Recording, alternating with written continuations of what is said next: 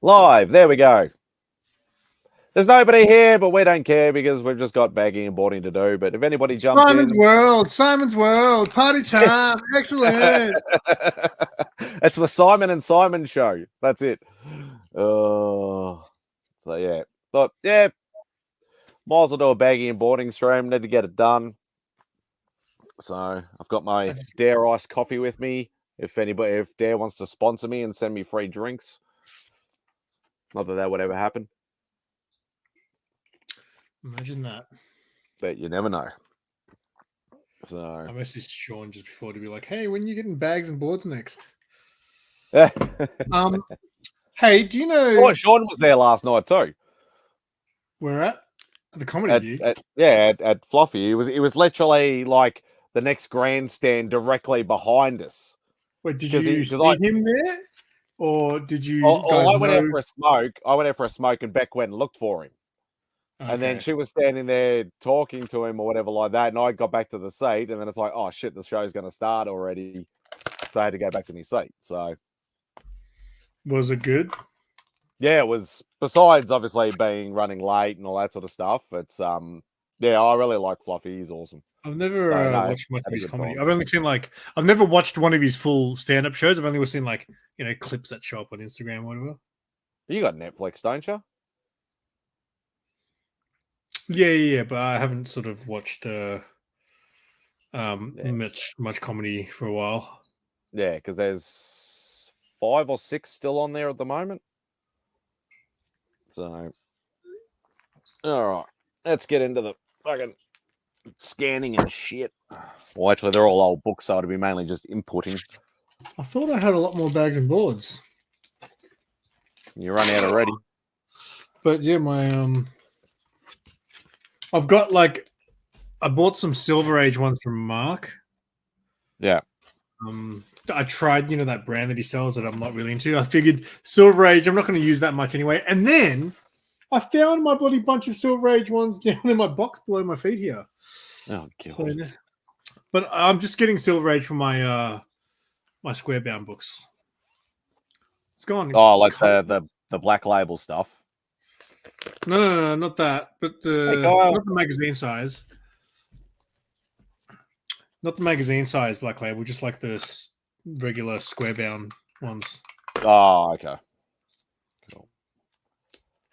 Yeah, well, and that's the thing. Like, I bag everything in Silver Age bags and boards. It's just easier that way. Like, I know you don't like the bit of extra movement, but I'm just like, I might as well just have it all uniformed. It's a lot easier to deal with. Just do it that way. So, are you going to be doing Oz or?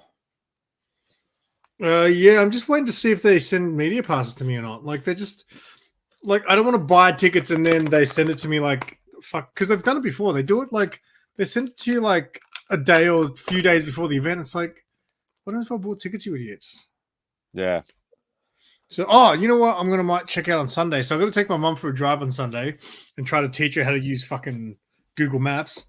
But they've got the Box Hill record fair things on Sunday, so I might actually go check that out afterwards. What, on the same day? It's this Sunday. Oh, it's this Sunday. Okay. Yeah, I've never been to that. Have you ever been? When it used to be, well, and that's the thing. Like the Box Hill thing, it used to actually be the Camberwell collectible fair or whatever it used to be called. So it used to be held in Camberwell, and it was literally like Yarraville or like one of them sort of ones, or like even the Vintage and Modern Toy Fair, where it'd be like comics and toys and all that sort of stuff. And then it slowly migrated into this bloody, vinyl and CD thing. And now all the main hall is all just vinyl and music. And then you have like this tiny little bit on the outside where you have like 2 or 3 comic guys and that's it. Interesting. I know Charlie's going to be there, so I saw him post.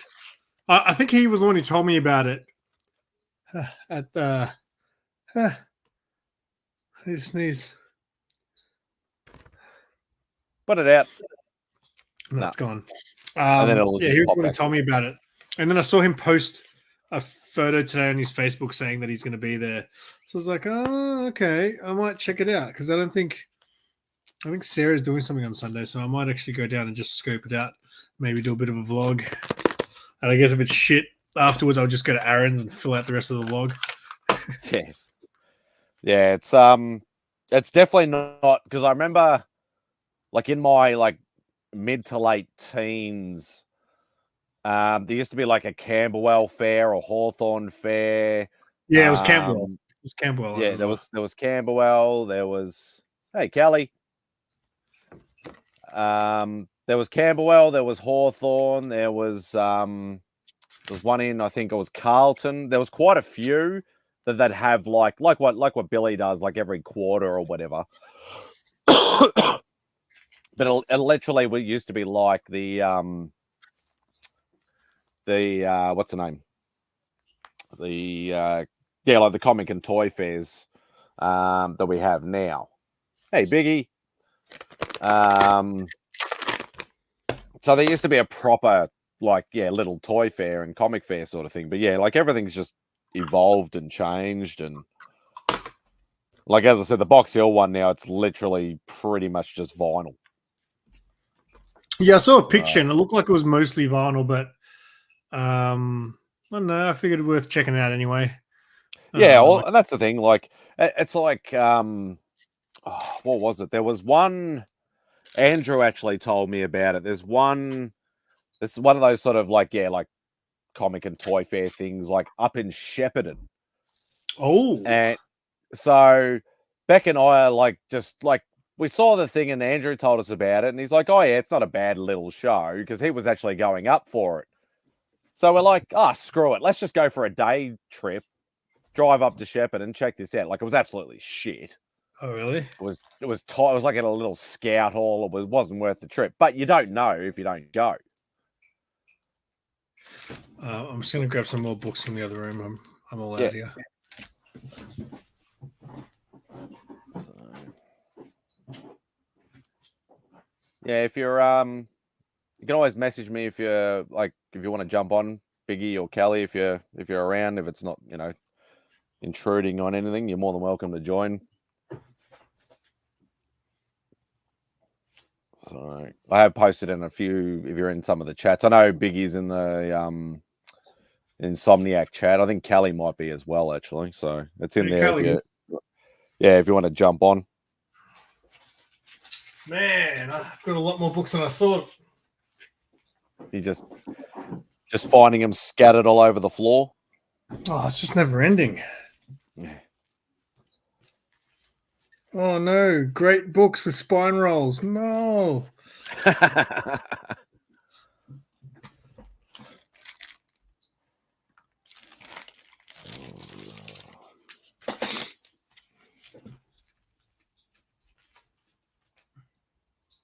Yeah, I actually found it funny last night that just walking around the stadium and that, because Beck and I were sort of umming and ahhing about getting any merchandise. We didn't end up getting anything. But I'm sort of walking, I'm like, oh, there's a smoke area over there. So I'm like walking to the smoke area, and they've actually got a Daniel's Donuts stand, like an actual section in John Cain Arena. Did you get Daniel's Donuts? No. Why not? No. We only bought a drink each, and that was it. Because we literally had dinner just before we went there. Pretty sure I read that. And I would, but everyone is asleep. I shut the door on the animals that way. Yeah, no, that's cool. That's cool, mate. You're always welcome. Yeah, I just found it funny. Like, there was actually, just before the show started, they actually put a big banner up on the screen saying, "Thank you to all who attended and helped Daniel's Donuts sell out of donuts." So literally, everybody just must have been scoffing donuts before the show. The worst is when you go to those donut places just in their last hour before they close and they've only got what's left. Yeah. Every time we drive past Krispy Kremes in Bulleen, if we go late at night, it's like, we've only got jam donuts left. It's like, man, you come to Krispy Kreme for a jam donut?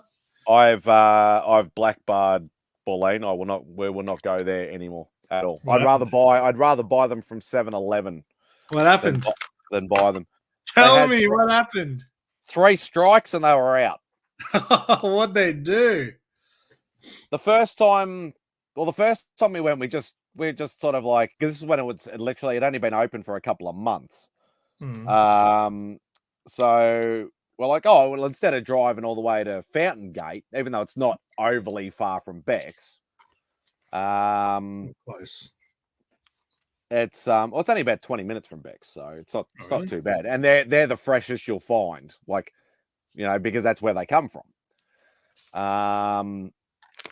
But so we were like, oh, we'll go check out Boleyn. We're like, oh, we'll just go get a dozen glazed, just original glazed. They're all like overcooked and like hard and just yuck. So we're like, well, that's strike one. I can't remember. I think, number two was we went there, we went back there. We just bought a couple of we actually went in and sat down, bought a couple of donuts, which were fine. But we're like, oh, okay, we want, we both bought thick shakes. So we're like, we both ordered thick shakes. They were both like very plain, watery milkshakes. They were not thick shakes. They were barely even a milkshake. And I'm like, well, that's strike two. I can't remember what strike three was, but it was enough to say we're not going back to Boleyn ever again. I'll tell you a story about Boleyn Krispy Kreme. So a couple of years ago, I was at my mum's and she gave me $100. She was like, "You have $100." I was like, all right. So because I was in a rush, I just shoved it in my pocket. I didn't put it in my wallet. So I was like, oh, I'm going to go past Krispy Kreme on the way home. This is when I was living in Greensboro. Yeah. And I went to Krispy Kreme, bought some donuts, got home. And then I was like, fuck, where's that $100? It was like $250s, right? I was like, what the fuck? So I went and checked my car. I was like, what the fuck? And it was gone. So I was like stressing out.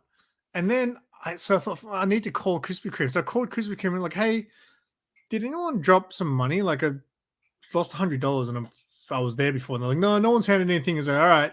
So I thought, nah, I've got to go there. So I drove all the way back to Boleyn. I get there. I was like, hey, I was here before and I dropped $100. Is anyone like, no one's handed it in. And then someone out the back goes, oh, wait, I was serving a lady before and I saw her kid who was like a little toddler came up and had money in his hand. Yeah, and I was like, yeah, I'm pretty sure he had $250s in his hand. Like some little kid gave it to his mum. And his mum fucking pocketed that shit. I hope those donuts poisoned her. Oh, God. Yeah, there's no goodwill towards men anymore, so hoot. Hope you're doing well, brother. Yeah, like I remember like this was like, back in the, like the hanging around the, the streets around here sort of thing days. Like I found like I think it was $100 Australian jokes are great. I found $100 note just sitting in a gutter. So I took it home and mum goes, oh, that's somebody's probably lost that. You got to go take it to the cop shop. Yeah. And I'm like, you serious? I'm like, I didn't know any better. I think I was like 10 or 11 or something like that. Yeah. I was only young. And then, so I rode back up to the cop shop and go, oh, I found this on so-and-so street in the gutter, just in case anybody, claims it or whatever. You think I heard anything back about that $100? Hell no. That would have gone straight into that copper's pocket. Back then, especially. Yeah. I remember one time, the best thing I ever found, I found a full pack. So remember Davidoff cigarettes? Yeah, Davidoff. The longer ones.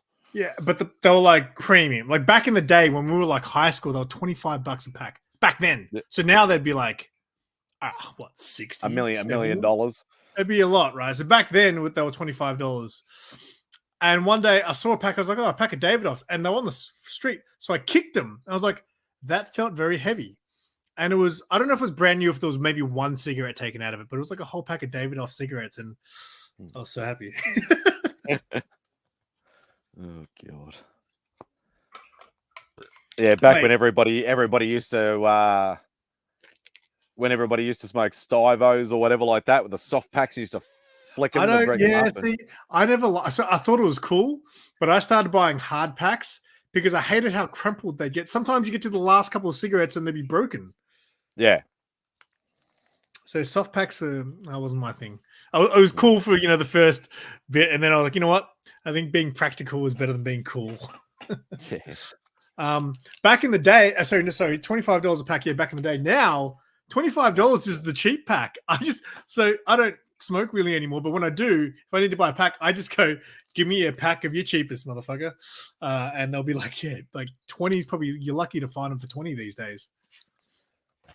Yeah, I've I think of 50 something now because that's yeah. what Well, the smoking. smokes I was smoking, the 25 packs, they are $40 a packet. But I've actually changed recently because I've actually found a couple of places that have the import cigarettes. Yeah.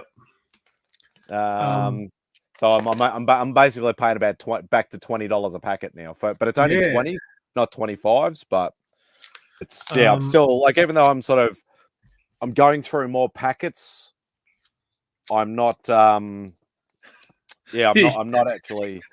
Yeah, so you found cigarettes cheaper, so now you're gonna fucking smoke yourself to death even quicker. No, not saying that. I'm saying like, because by the time you open, like, because I open up a fresh pack when I in the morning, so before I go to work. But I'll have a packet sitting on my bedside table, and then when I come home for lunch, I grab 2 or 3 out of that and then put it in that same packet because I'm used to smoking between 20 and 25 a day, so I need that little top up. But then obviously you do that a few times and it goes over. So Marlboro Reds. That's what I think. My first pack of smokes I ever had was Marlboro Reds. I stole off my dad. I found 3 oxycodone 80s on the sidewalk when they were years from me. It was weird. Oh god. Yeah. Yeah, unfortunately, everything is expensive over here, guys. Ridiculously expensive. So we were saying before that with Oz. Beck's actually been roped into actually helping for the day at Silver K's stall this time. Do you guys just do that voluntarily? We do, but he usually, drops us a bit of coin or whatever like that and stuff like that to say. Does he really sell that much at those things? I know he's at all the events. He does do really well. Like, but it's more the fact of, like, somebody doesn't go up and go, here's $2,000 for this. It's more the start of lay-bys and things like that. Like, a lot of people just go in because they've never seen it before, and he's like, oh, I do a 3-month lay-by, and then they set up with lay-bys. So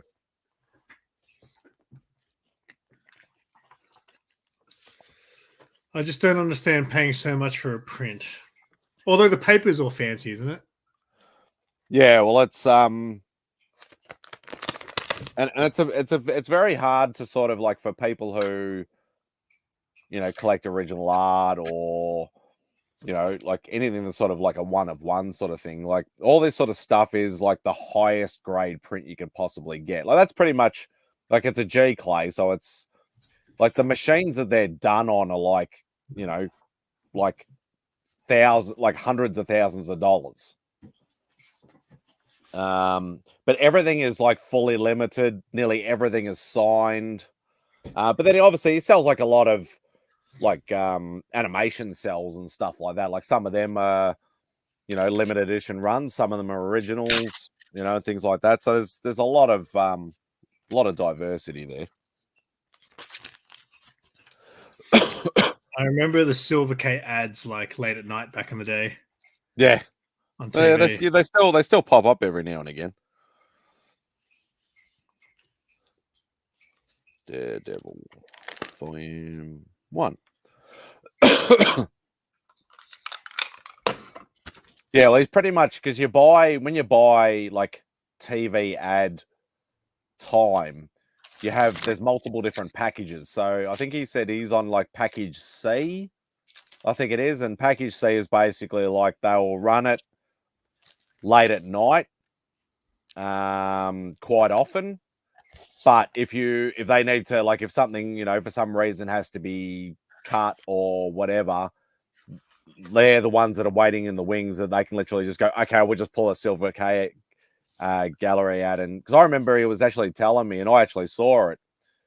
It was Channel 9 during the news on New Year's Eve about 5-6 years ago. They actually played one of the ads, and he actually got a lot of sales purely from that, because obviously not everybody stays up late at night or watches, you know, those, you know, the dodgy digital channels that, you know, like the 7-2s and all them sort of thing, which they get played a bit on that.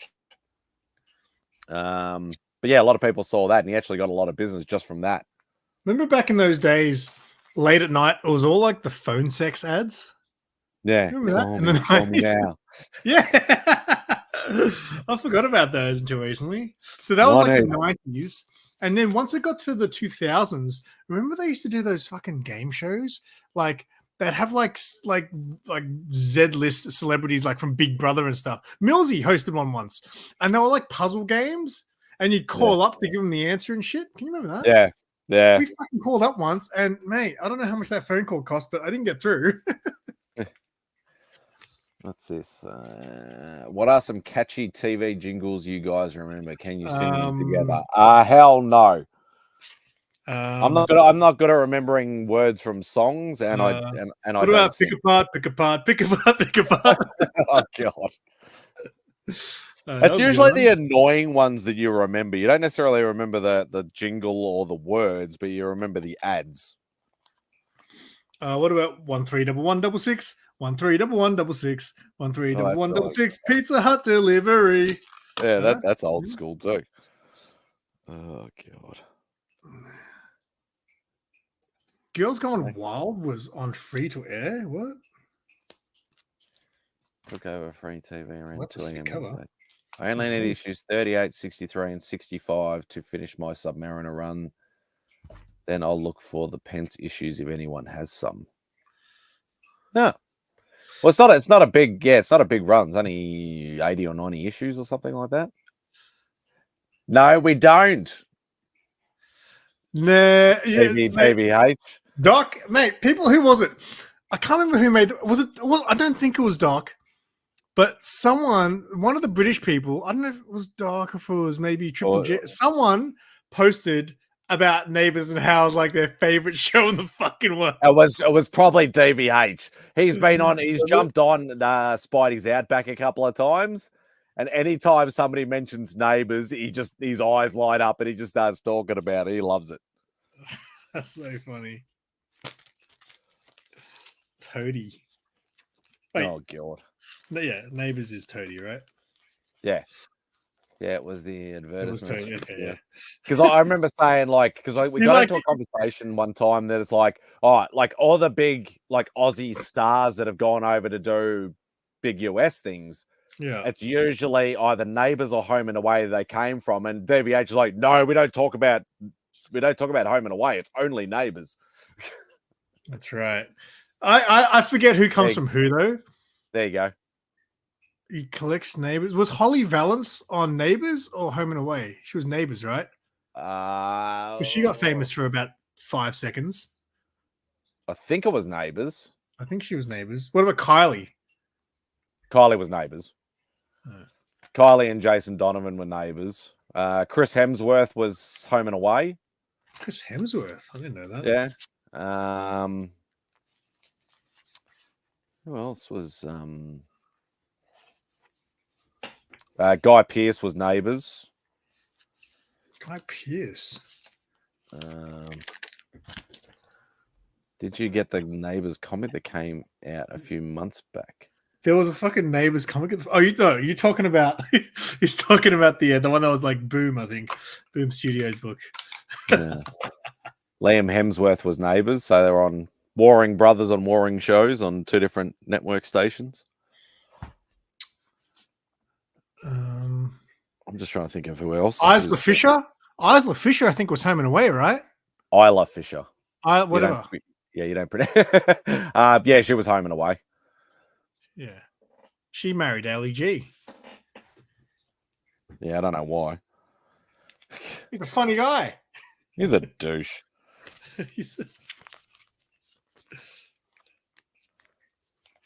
Yeah, I don't find him funny at all. Well, there's rumors going around that he's going to be playing Mephisto. Like, but that rumor was like a while ago, but it's resurfaced again. You don't like Ali G? No. Man, the Ali G movie was so good. Yeah, Margot Robbie. Margot Robbie on Home and Away. Yeah, Russell Crowe was Neighbours. All right. I keep forgetting who was in it. The Wedding Crashers chick is I find you. Yeah, that one. Oh, there you go. Margot Robbie was Neighbours. Talking about Submariner. Neighbours is just down the road from me and Spidey, like Ramsey Street. It's not far from us. It's kind of down near Burwood way, isn't it? Yeah, it's like Burwood East / like Nuttawading, because the Channel 10 studio where a lot of it was filmed was there. But the actual street itself is actually in Richmond, I think. Oh. It's actually like the actual street itself is in Richmond, but all the rest of the stuff was done at the Channel 10 studios in Nuttawading. Oh, okay.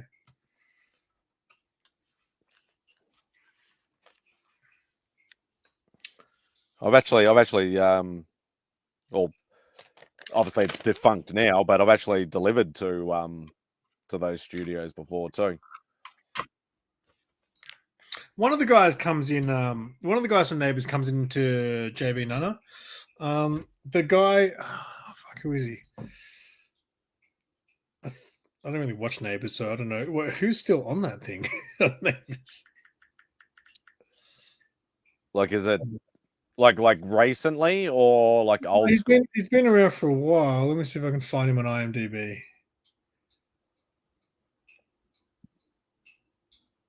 Oh crap! I can't bloody find. There's a lot of people that are on Neighbours in the cast. Yeah.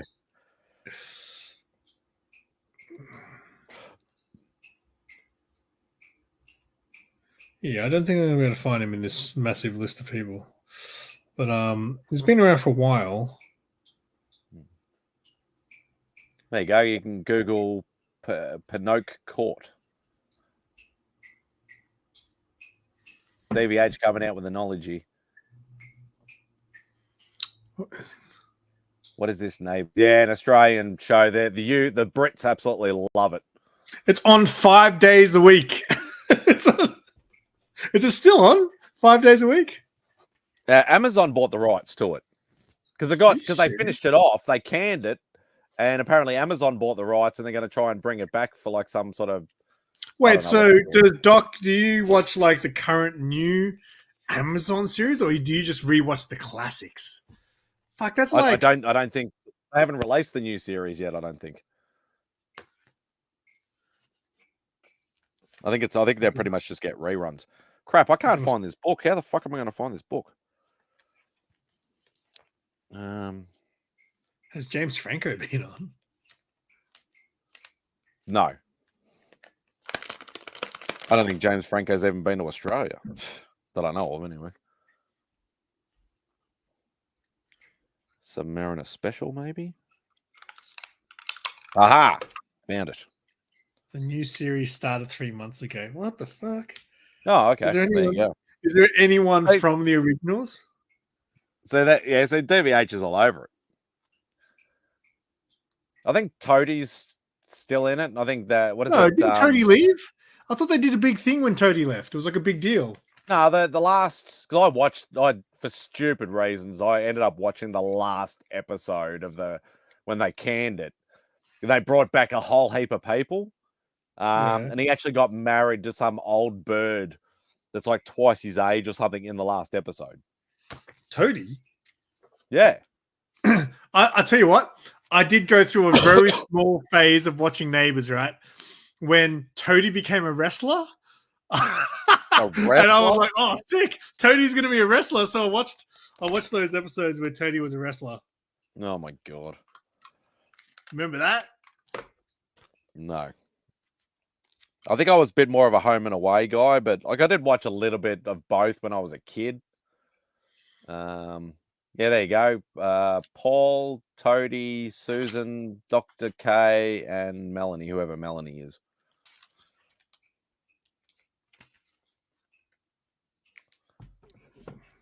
Yeah, well, that's the thing. Like, most of them have probably died off. I don't know who the guy is that comes to my work. He comes in quite a bit, and he's a tight ass too. It's like, mate, you weren't neighbours. Surely, Actually, I think I know who it is, because I think he actually came in. I think it might be Paul. He was the arsehole that ran the hotel. What was his name? DVH, the freaking arsehole that was in the. Was it Paul? Fuck, what was his name? Yes, that's the guy, Paul Robinson. Yeah, that's him. Yeah, this guy. He comes. Oh, my still not gonna get it, is it? Yeah, he's been into my work too. Yeah, he's a rude arsehole. Yeah, he's not very he's like a tight. Like I don't even bother serving him when he comes in because I can't deal with that shit. He's a dick. Come on, why aren't you searching? Why don't we grow tobacco? Because that would be a lot of work. Oh yeah, it's the government, Biggie. They've screwed it for smokers. Like when I first started smoking, fucking 25, 30 years ago, I was paying $5 a packet. Now I'm paying over 40.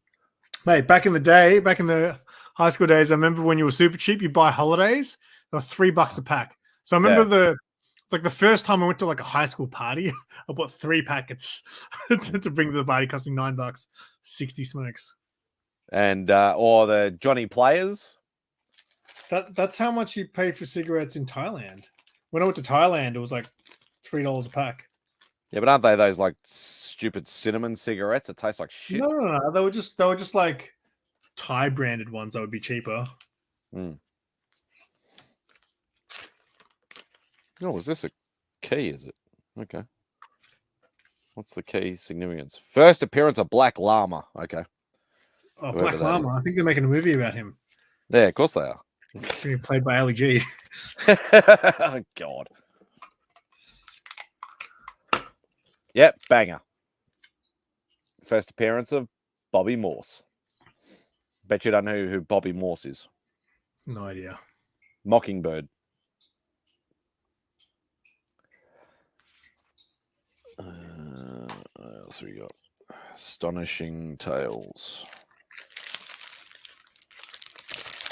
I think that's volume 1. Do you guys still have branding on your cigarettes? Not much.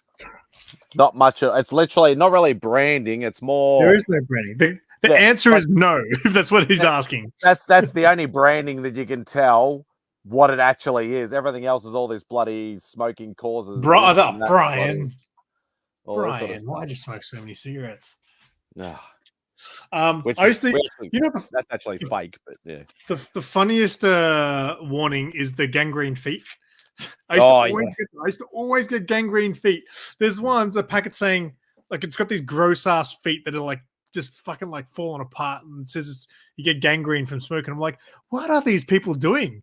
Fucking smoking the cigarette and blowing the smoke on their feet. Like, how the fuck do your feet get that bad from smoking cigarettes? Oh God. Oh. What can you legally smoke in Australia? Well, there we go. Banger. I reckon weed's not far off from being legal. I mean, we finally got like you can get a permit. Pass another law now, actually. Yeah, I know. I was on the news. Because I know now you can get a permit, and to be honest, wouldn't mind trying to get one. Sarah wouldn't let you. Yeah, well, I'll be like, you know what? It's legal. Leave me alone. She's drinking more than ever now. She enjoys a drink now. I'm like, okay, where's this going to lead to? God. What do we got? Strange Tales. Nope, there's another Astonishing Tales. I should have really probably tried to group these together a bit more better. Oh well. A Because bit here in more better. California, I'm not sure what I'm not allowed to smoke at this point. They do what they want over there. Yeah, but don't they have like dispensaries and shit and Well, all I that sort of always stuff? wanted You can to- look to That's like a walk in dream of and mine to go to like get a like whatever. dispensary. I always, back in the day when I was a pothead, I used to, it was like a dream to go to Amsterdam and go to a place where they give you a menu and be like, "Oh, this one does this and this one does that and this one is a milkshake." And I'm like, "What?" I always wanted that.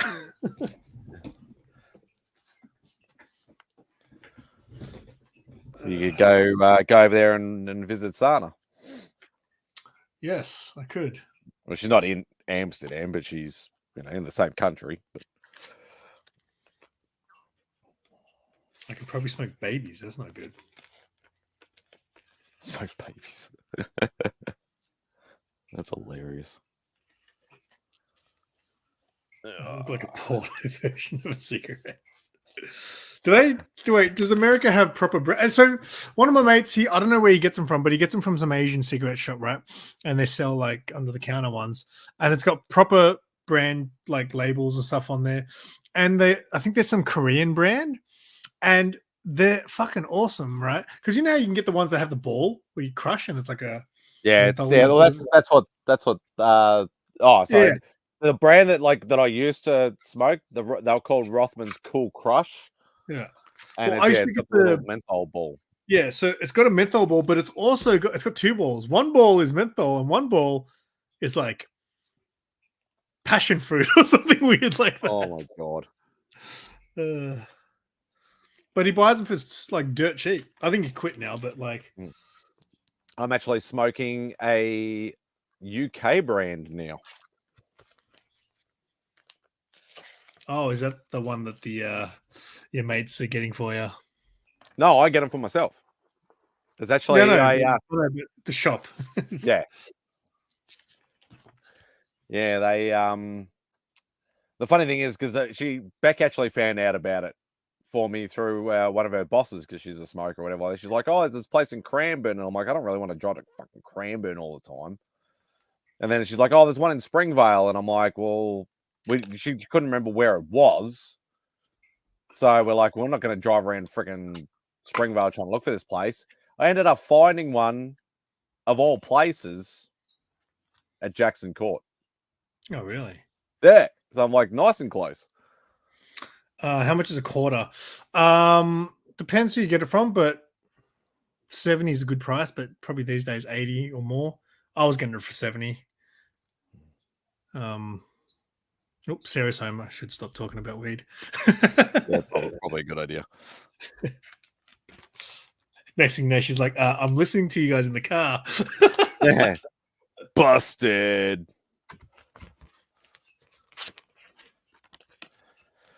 All right. What do we got? Strange Tales.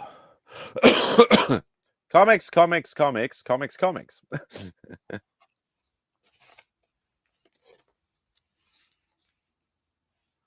Yeah, okay.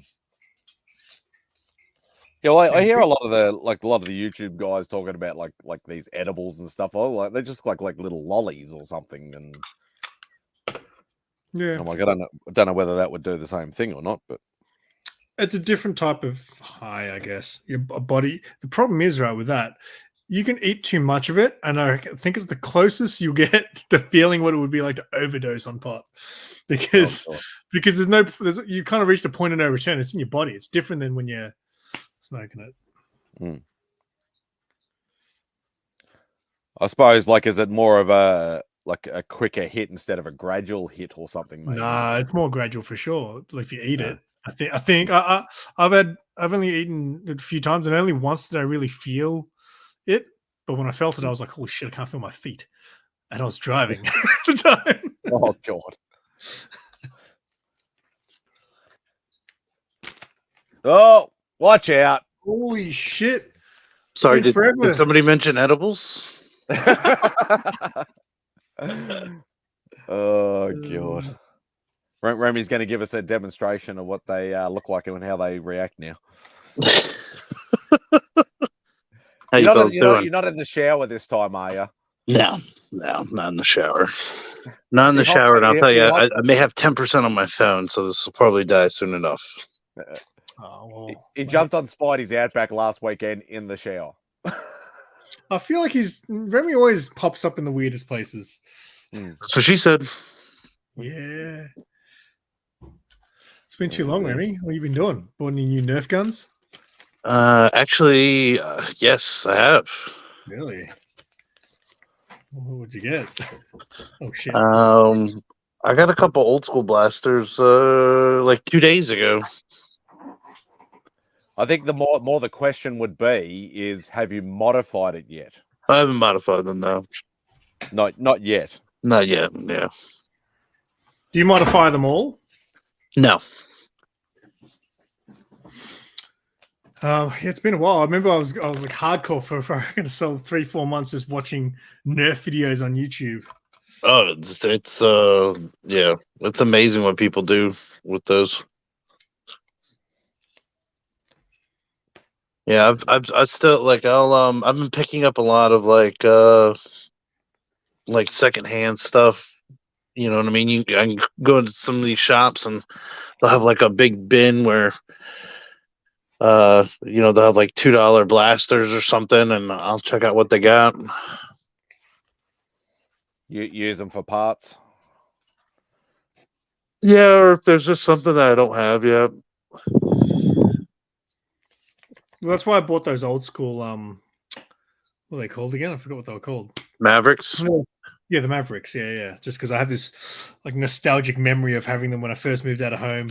One of the dudes had them at my house, and yeah, it's no big deal. I watch your channel. I know. It's okay. It's like whenever you have like a Nerf thing, I'm like, oh yeah, and I make sure I watch it. And, it's been a while. I was thinking about that the other day. I was like, man, I was Nerf guy for about 2 minutes.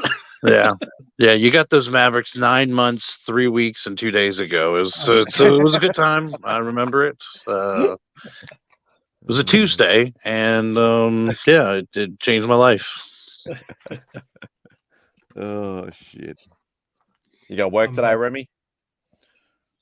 Yeah, I got work, and then off for the weekend, and I'm not sure what kind of trouble I'm going to get into, honestly. Yeah, I haven't. Obviously, I jumped in to say a quick hello while you were doing Let's Talk About It, because obviously I was at work, but I'll have to. I did say the new statue reveal. Oh yeah, that's a good one. I like those relaxed time anime statues. That's it right there. It's funny because I think last year I really did dance around the whole anime girl statue thing. I just wasn't committed to be that creepy, and then I finally was like, yeah, this is me. I'm okay with it. Angel might not be, but you're okay with it. Yeah. Smut hour. It's like you kind of dance around that one weird thing that you're into, and then you're like, you accept it. Maybe you got one too many, and you're like, you want to try this? Next thing will be body pillows, Remy. Oh god. Yeah, I heard about this one thing the other day. Oh shit. Yeah, there's a lot of weird rabbit holes you can fall down when it comes to the anime and the Japanese type stuff. That's for sure. Oh yeah. I've always been so selective with the anime that I watch anyways, though. And it's like, now that I started getting these statues, I've been exploring more of what the characters are. And so now I'm like watching new anime, and it's just weird. It's like it's for like, I don't know, like discovering new stuff, I guess. Yeah, and it's like what I say to Mark, because anytime I mention anime or somebody mentions anime, he's like me with wrestling. He's like, oh no, anime is crap, whatever. I'm thinking like a lot of people would actually, if they gave it a go, like you don't have to watch it in Japanese, watch it in English. And I think there's something for everybody. As long as you like animated. That's why I think for comic book people, I think My Hero Academia is the perfect one, because it's about superheroes. It's very relatable for people who are fuck, mate. If you are into your DC Marvel, mate, DC and Marvel is fucking garbage. My Hero Academia has gone to absolute little fucking garbage. Yeah, okay, but I'm just saying the beginning of it, she got all passionate about it for a second. Way to go! Great suggestion, Simon. You nerd. The first 3 seasons, or even the first 2, like you know when I can't say it without spoiling it, but you know All Might, that you know the epic scene, Spidey, with All Might when yeah, the blood, like man, like that is some of the best TV you'll see. But well, I just feel if you've watched till the most recent, like the most recent season, actually got back on track. Oh really? Did you watch the? Are you up Yeah. to date? I'm reading the manga. Oh, she's up to date. She I'm reads like 3 she- seasons ahead of you. She reads the manga. Yeah, she's like psycho. Hey. The day the manga ends will be a good day. Yeah, I think things get dragged out too long. Like, I feel like I don't like how things don't really have, like, when someone creates an idea, they don't create a story. It doesn't have a start and an end. They just have an idea, and it just keeps going until it turns to shit. We have a request from the. Sarah, they don't want me on here anymore. They want you. Well, Simon promised me he'd put up our Christmas She's tree mad at tonight, me. and then he messages me being like, "Hey, I'm gonna go on a stream with Simon." I'm not going to be on here forever. Give me a little bit longer. I had something to say about My Hero. Yeah, I was going to say, like, because some monk. Yeah, I know we'll do the Christmas tree, all right? We'll fucking do it. Some people think that manga and anime is weird, right? And it is. Some of it's a little bit bizarre, but a lot of it is bizarre. Yeah, but comic books are bizarre too, man. Like the thing I've lost interest in some of the superhero shit I read, it gets to a point where I'm just like, I don't want this to be happening right. It's too far. It's too comic booky, is what I say. I'll give you an example, and I'm going to spoil a bit of a story here. So one of my favorite stories, and this is just all typical Scott Snyder fucking garbage, but like I like Nocterra, right? It's written by Scott Snyder. It's a great story, great whatever. And then it just got to a point where he did something, and I'm like, why? Everything was fine. You didn't have to merge 2 characters into one. It was just like, it's just sometimes they just do shit. I'm like, that's just too far, like too far into the crazy, and I no longer enjoy it. I don't think My Hero really gets there, or maybe later on. Like, do you remember the Spidey? There's that comic book character in it's like he gets a mention like once. He's like a comic, and his quirk is he can say something and speech bubbles comes out. And Yeah. Words. Like I think that was in when the two classes were doing those battle rounds and stuff. Yeah. But just, I don't know, some of the comic book shit I read, I'm just like, get the fuck out of here. But yeah. But there's also some real, like, fucking weird shit out there in comics, just as there is in anime. Like that Red Room bloody thing. I don't know much about it, but I've heard people talk about it. I'm like, this sounds like real fucked up. Have you watched Chainsaw Man? The fact that it's so popular, and I didn't mind it. I loved it. But it's fucking weird. There's some weird shit. It's awesome too. I'm hanging for season 2. Well, I started watching it in Japanese with Sarah because I hadn't, and then she went and watched it without me. We couldn't remember the name of the movie, but it was like some angel movie or something. I thought it was like Touched by an Angel or something. Oh yeah. Like I know the one you're talking about. Yeah, Paul Hogan was an angel. Fallen Angel. Talking about where they like shoot at him, and then he thinks that he's like bulletproof. I gotcha. It's Paul Hogan. He was almost an angel. Almost an Angel. That's the one. That is the one.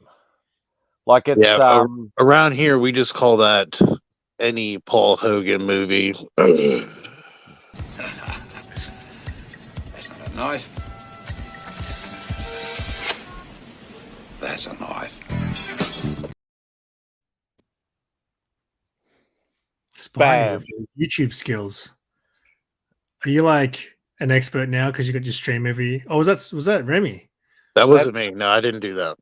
That was me thinking of clips and Remy doing it for me. Okay. Though I have thought of a new one, but I'm actually gonna have to ask you, Simon, because I don't know how to actually clip people's streams. I actually have one that I want, but I don't know how I to, normally, if I just need a section of someone's stream, I just screen record it. because it's You can do it on literally your like phone? it's literally about 2 seconds or 3 seconds. Yeah, I would but just it's- screen record it and screen record it on your phone. Because when you screen record on your MacBook, it does this weird thing where it uses the microphone. Mm. So, like, I remember one time I screen recorded. I didn't realize that this was a thing. I screen recorded a clip and I fucking sneezed. so when I put the video, I didn't actually realize you actually hear me sneeze in the clip. Oh god. What's this? Even never seen the original Australian cut of Crocodile. I hear it's about 20 minutes longer and He doesn't have darker. time, mate. He's got all that neighbors to be watching. How can he have time to watch Crocodile Dundee? Yeah, like 50 years of it. Ugh. But I remember how big it actually got in the States. Like a lot of America actually loved Crocodile Dundee. Oh yeah. Not so much the third one. The third one was like dog shit. Wait, The what first about two were Crocodile awesome. Dundee? Isn't there one called Crocodile Dundee in LA or something? Yeah, that's the third one. Isn't that one where I didn't think that was the one that was made like 20 years later, right? Yeah, that's the one Yeah. where he's old. Yeah, and there's Yeah. like I remember there was a trailer and there's like some Aboriginal dude out in the fucking outback and he picks up his mobile phone or some shit. Yeah, it wasn't the greatest. Like the first two were awesome, but yeah, not so much the third one. Hey, I'm gonna jump off, fellas. My phone's dying. I'll be watching though. Good to Yeah. see you, mate. I got to jump off in a sec too because I got a Christmas tree to make. Yeah, it's all right. Thanks for joining, Remy. Love you guys. See you, mate. Peace out, brother. Nerf guy. All right. You could literally make that Christmas tree on the stream. It takes you like 3 seconds. It's that tiny. Hey, are you knocking my Christmas tree that I bought Sarah last year? Yeah, I almost bought. I'm saying you're a tight ass and you should have bought a better one. It's funny that it's so small.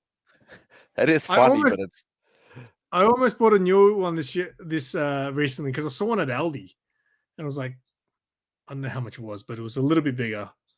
Hmm. But this is my first Christmas tree. It's going to be with me until I die. one centimeter bigger. No, it was like the next size up. That is hilarious. Absolutely hilarious. You've had dinner, yeah? Me? Yeah. Yeah. Did Sarah bring Macca's home?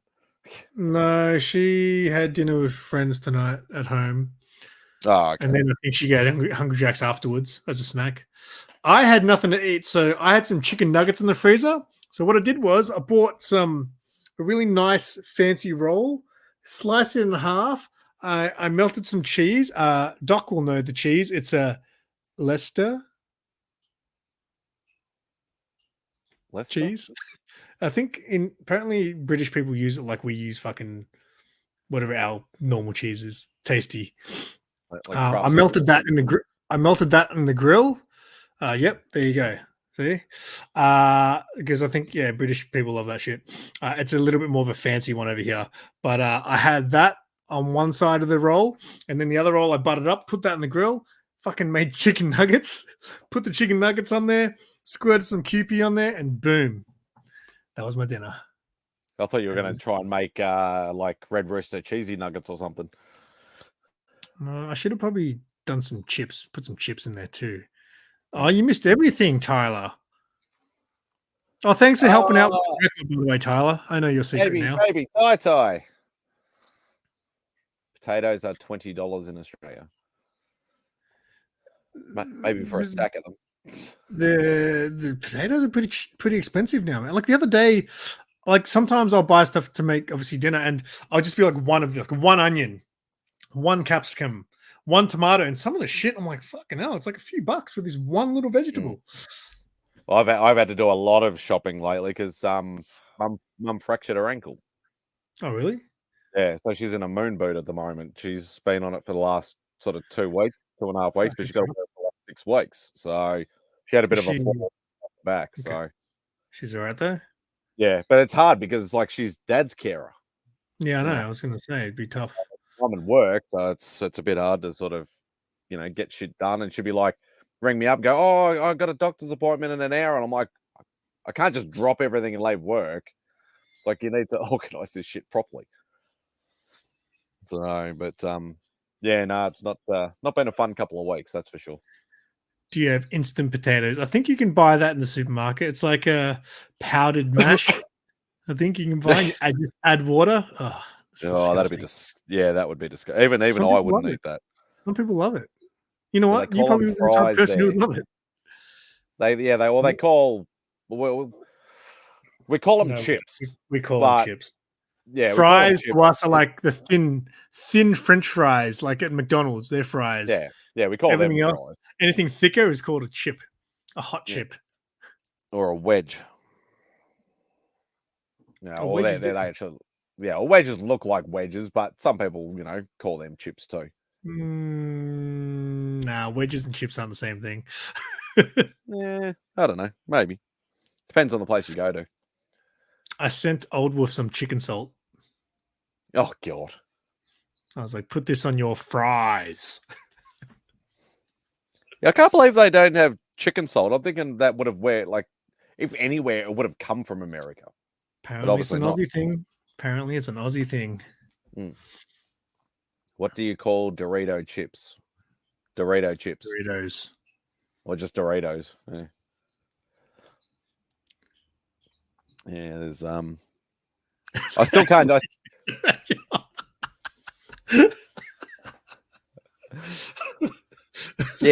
just go down the street, brother, and go, get some burrito down there. Yeah, no, there's no. I don't know any of them that live around me. There used to be a lot more in the city back in the day. I don't really see them anymore. Yeah, ever since they built Fed Square, they literally drove them out of the city. That's not very nice. No. I have chicken salt in the cupboard. There you go. They call them Ritos. Yeah, probably some people might. Some people might. Ritos. Well, he is hashtag foot guy, so. Fetos, Ritos. So what are you deciding? What are you gonna? You're gonna wait till the last minute and then try and buy tickets for Oz? Yeah, because I don't think it's gonna sell out because it wasn't busy last year. So I'll just buy them the night before. And there's absolutely no guests. There's 4 guests, and that's it. See, last year, did we get a media pass for Oz Comic Con last year? We did, right? Yeah, we got a media pass last year for Oz Comic Con, right? And I was nice to them. There was no one at the event, and I tried to make that event look like it was popping in my video. They didn't send me a media pass this year. It's going to be the cold, hard truth. They'll be like, no one's fucking here today. Wonder why they didn't get their media passes. Yeah, but you still have to apply for it, though, don't you? I applied for it. I applied for it before they even advertised for it. It was up there. So I should have been right at the top of the list. New Squid Game season. You're not talking about the reality show. It's a reality show. Yeah, it's not. different. It's not an actual new season yet. I want to watch Scott Pilgrim. That's what I want to watch. But Sarah has no interest. That looks interesting, actually. Sarah didn't like Scott Pilgrim the movie. I'm disappointed in you, Sarah. Yeah. I thought you would like it because it's got that sort of, I don't know, quirkiness. Chibi anime feel? No, but just the way the movie's done. It's really fun. And sorry? She says it's cringe.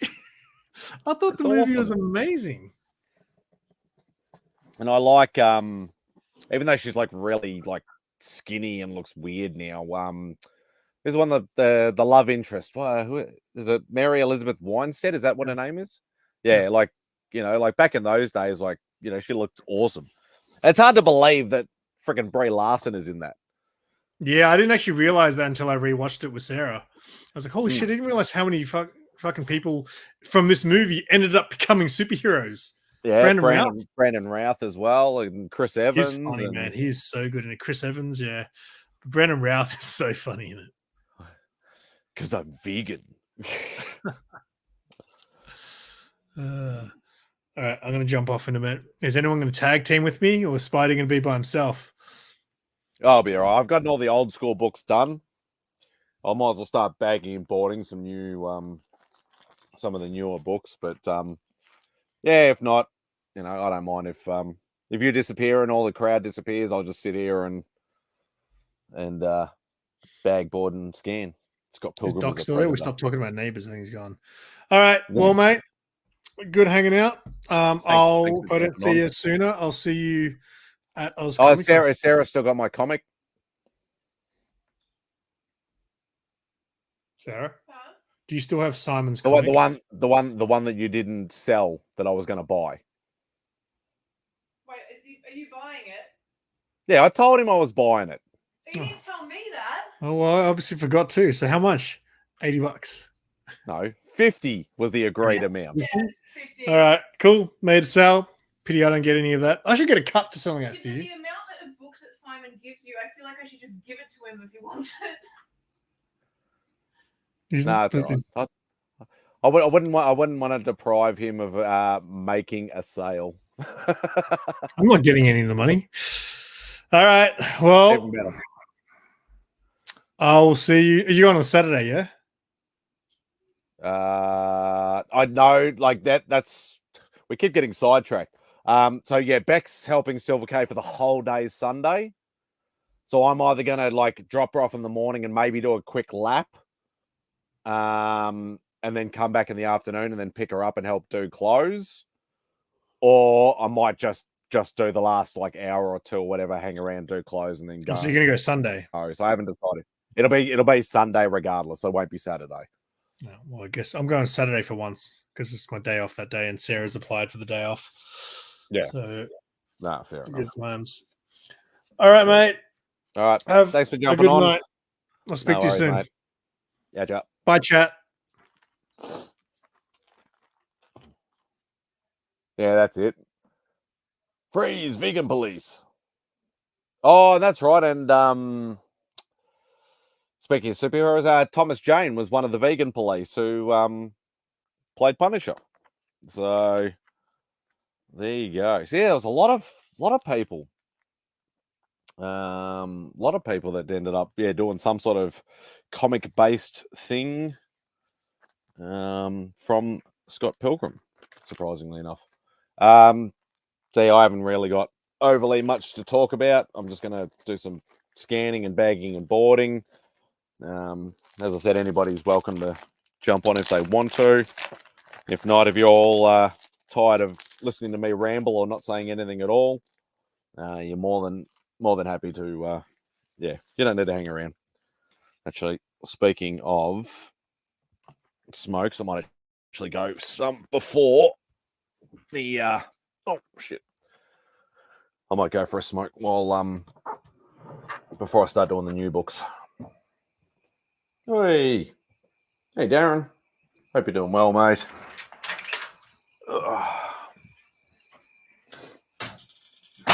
Make sure I don't get mum and dad in the shot. Oh,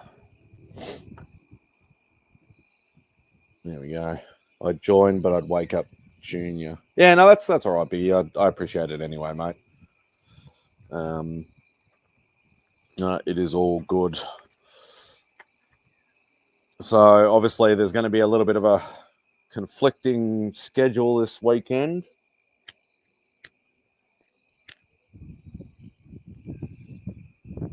I was hesitating whether to run Spidey's Outback. I can't find my Lynx shirt. Oh. Yeah, well, obviously, because Spidey's Outback is because it's the CBC Awards being announced, like all the winners announced this weekend, and he was running it, I think, an hour after I start mine. So what I might actually do is I might actually just, excuse me, I might actually run it if nobody's around, if I'm on my own, or it's just say me and Remy or me and Rob or me and whoever. I might actually just put it on the big screen on my, live stream it on that so I can still watch it and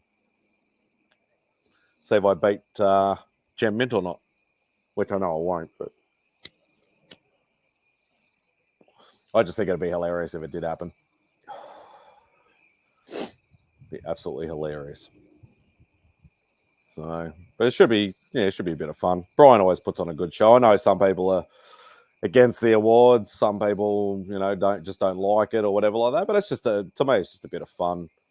It's also nice to be recognised that some people actually like the content or like me or whichever as well. So, but it is what it is. It will be my Sunday, so it'll be your Saturday night. So I think I usually run mine about midday on Sunday for me. At the moment, I think that's 8 o'clock. I think, it's 8 o'clock Eastern in the US. And he's doing it at, I think it's my time, it's 1 o'clock. So it'll be 9 p.m. Eastern.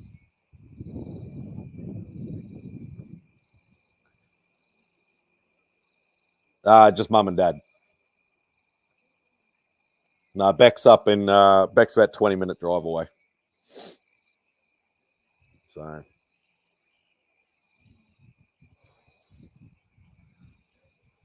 no, she lives with her folks and I live with my folks. I'm looking forward to the CBCAs. Last year was loads of fun. I have no chance of winning, but it's really awesome to be in the conversation. Yeah, and exactly. I know last year when they did last year when I did it, I was nominated in, I think I just snuck into new best channel, I think, or best new channel, whatever it was. Obviously, I didn't win, but I did actually get quite a few new subs and followers and stuff from that, which was good. So it's a bit of free publicity as well, I suppose. It's always good. No, I think you've definitely got a chance, DVH. Definitely got a chance. If you win, you win. If not, that's great. Yeah, exactly. It's while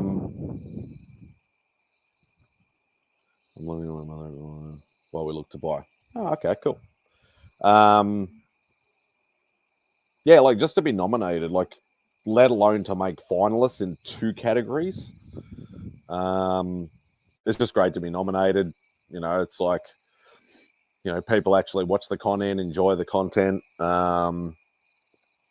Stuff like that. Like it's always good. Legit last year, I found nearly all the channels I watch now besides DJ and Rob.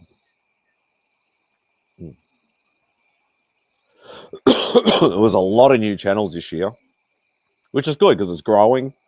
But obviously it also gets harder for the people that have, like I wasn't nominated the first year, I don't think. I was nominated first year, but I didn't get into the finalists first year, I don't think. Or did I? I might have got in all 3 years. I can't remember. I know I definitely got in last year because that's when they added the statue thing or whatever like that. And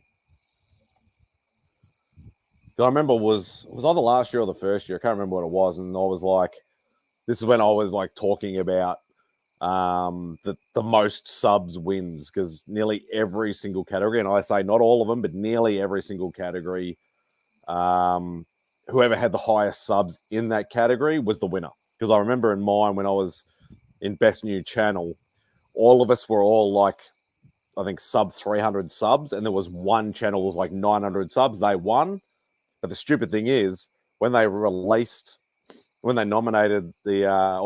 they announced the winner, that person hadn't even made any content since August. So how is that fair? But, it is what it is.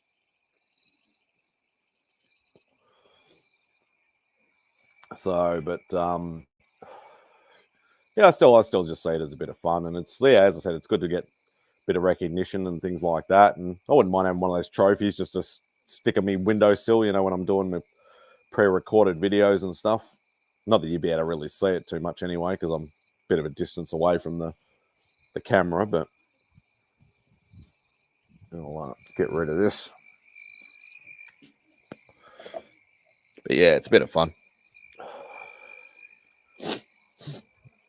So when are you going to come over here, Darren, for a convention? I know it's a bit of a distance from WA, but you should pop down here and hang out with me and Simon and Sarah and Sean. And so, yeah, that'd be fun. Actually, I haven't been over to Perth since I was a kid. I don't know if there's many comic shops over there. I know I spoke to Royd a lot because, you know, I've known Royd for like probably a decade or more. And I know he's over there, so. But, where's my phone? Yeah, it's, yeah,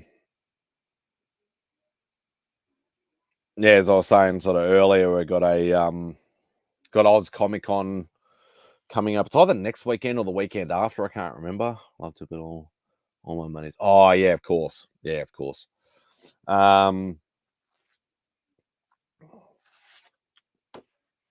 it's like this. It's weird. They do this Oz like this big con. Well, it's not really as big as the normal Oz Comic Cons, obviously during the year.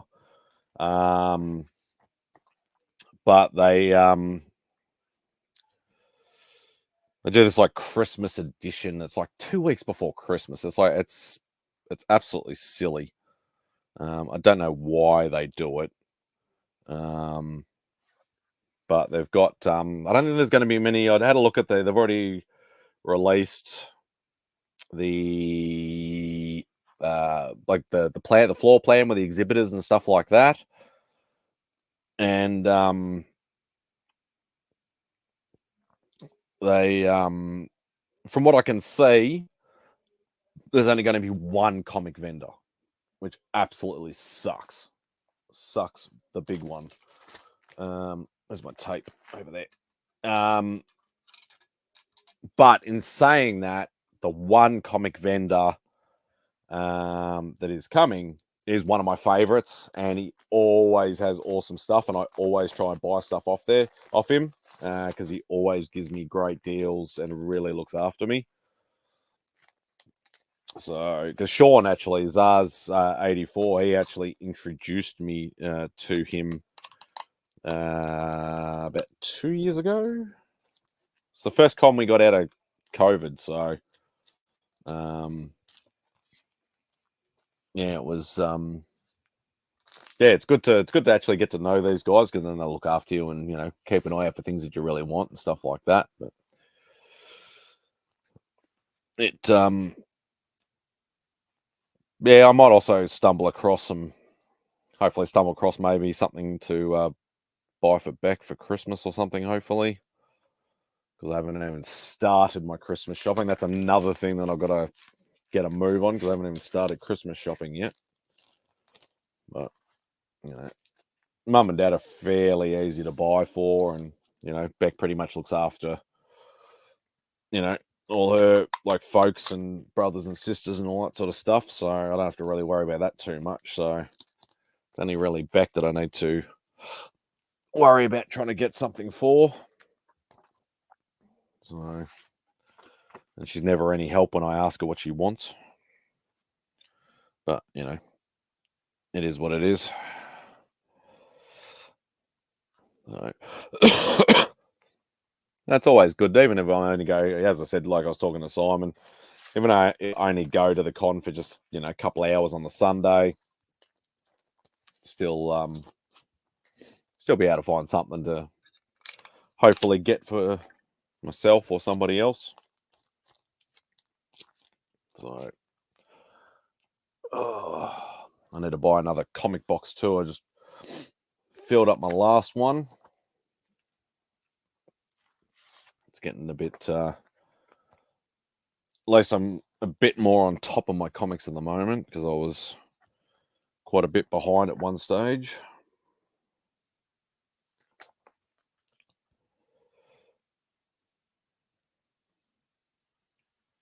Come on, add. There we go. So, yeah.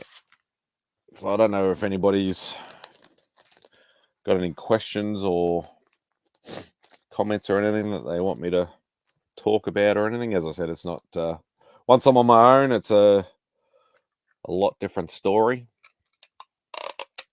I generally don't talk as much as when, unless I got a topic to talk about, obviously. But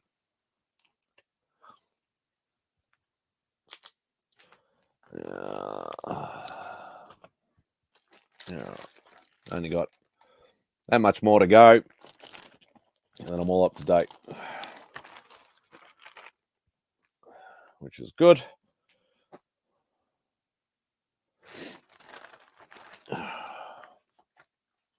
So pretty much, yeah, if anybody 181. Awesome, Biggie. I hope you get it. I know that's a book on my list as well. Well, my list is ridiculous. Like I know Tyler always says that like my list is like every single key issue that Marvel has made. Well, he's not far wrong, but I do collect a lot of runs and stuff as well. Saved up for a year, so it won't mess my PC up too bad. Awesome. I know you'll get it, mate, because you'll you've got that determination, and obviously you've got the connections and stuff like that to be able to make that happen. And obviously I've talked about that a lot, that and I probably bored everybody to death about dealing with prices and rarity and stuff like that over here. Like I still do okay over here, but obviously if I was paying US prices and had the variety, or should I say the like the amount over here that you guys have over there, and the resources and stuff like that, my collection would probably be twice the size, and I'd probably have a lot more of the bigger books that I actually want, and probably my ASM run would actually be complete. Would you need the Marvel stamp in yours, or could you buy one without? If it doesn't affect the story, then I'm fine at not having the Marvel stamp. Like I prefer a book to be complete. But in saying that, like I bought a Hulk 182, but that was missing the Marvel value stamp. But it was only on it didn't affect the story. It was only on a page of ads. So that didn't phase me, and I got it at a reasonable price for over here. I think I want the stamp more for 181, but my 180 don't. Okay. Yeah, I suppose maybe certain books you might I think did I already scan that?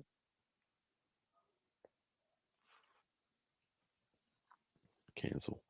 Yeah, maybe certain books, like if I was buying, I don't know, say if I had the money for an AF-15, just for argument's sake, if I had the money, but I had like not the money to buy like a worst case, like a 0.5 that was torn as shit, missing pages, back page, whatever. But if I had the money to buy like a 4.0 or a 5.0 or a 6.0 or whatever, raw obviously, but if I had that kind of money, it's probably a book that I probably would want the value stamp in. I'd like that like fully complete.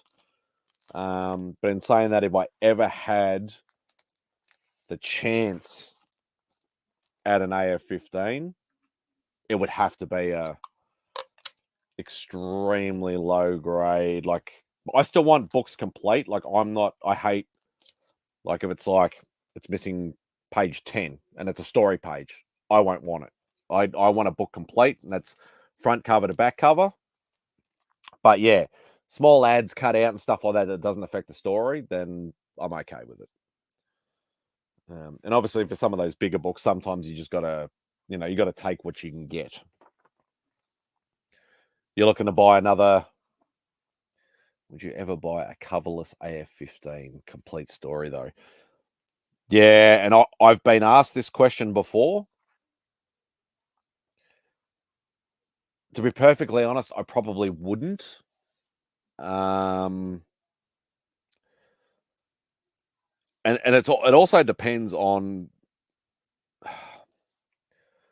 like, I'll flat out say no, I probably wouldn't. But in saying that, also, it also depends on the price difference. So, for argument's sake, if I had a chance, say I had a spare $5,000, just for argument's sake, I had a spare $5,000 lying around. Somebody says, I've got a coverless complete AF-15, but without a cover.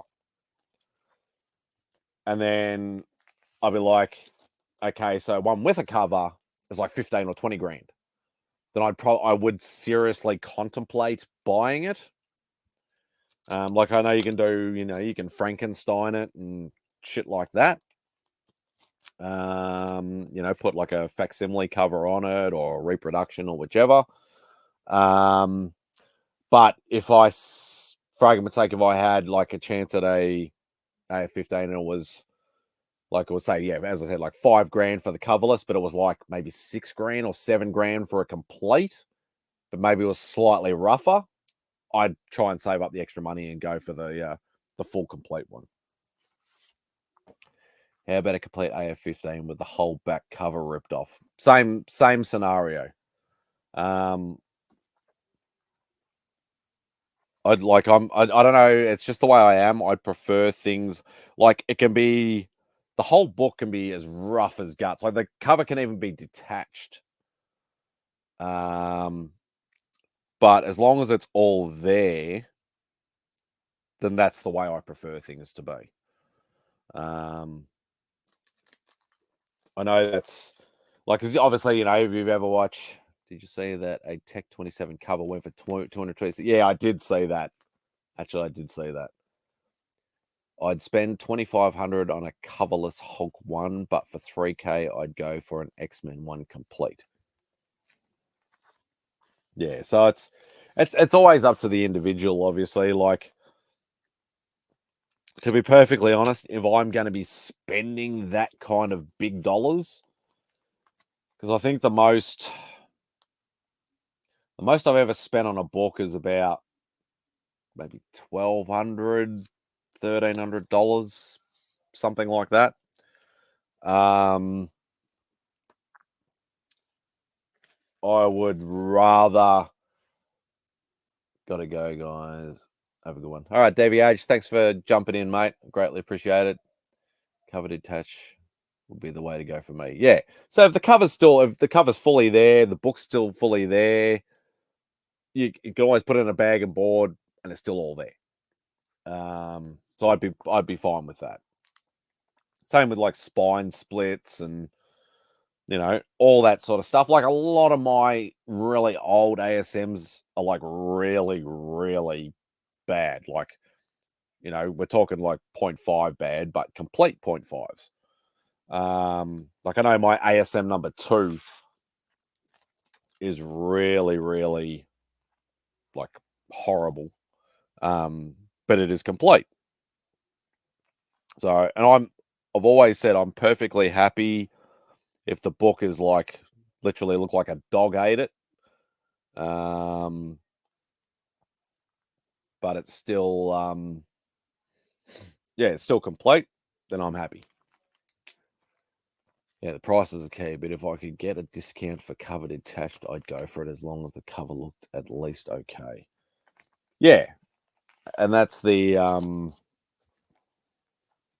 and that's the thing too. Like, I suppose with you, like, you're a slab guy as well, Tyler. So, like, if it's in a slab, who gives a shit? You're not going to be able to tell the difference anyway.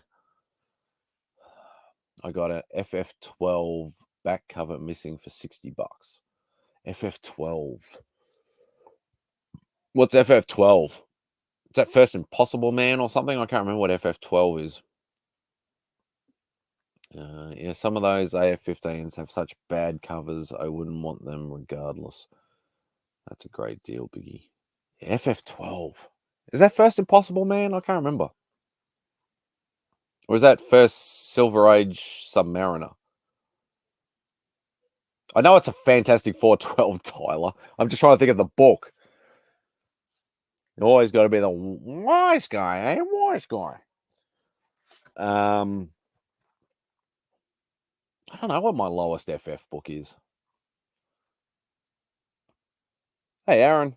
Hope you're doing well, mate. Oh, yes, I know the one. Yeah, the one where they're like they're both on either side of the like the cave wall or whichever. That's an awesome book.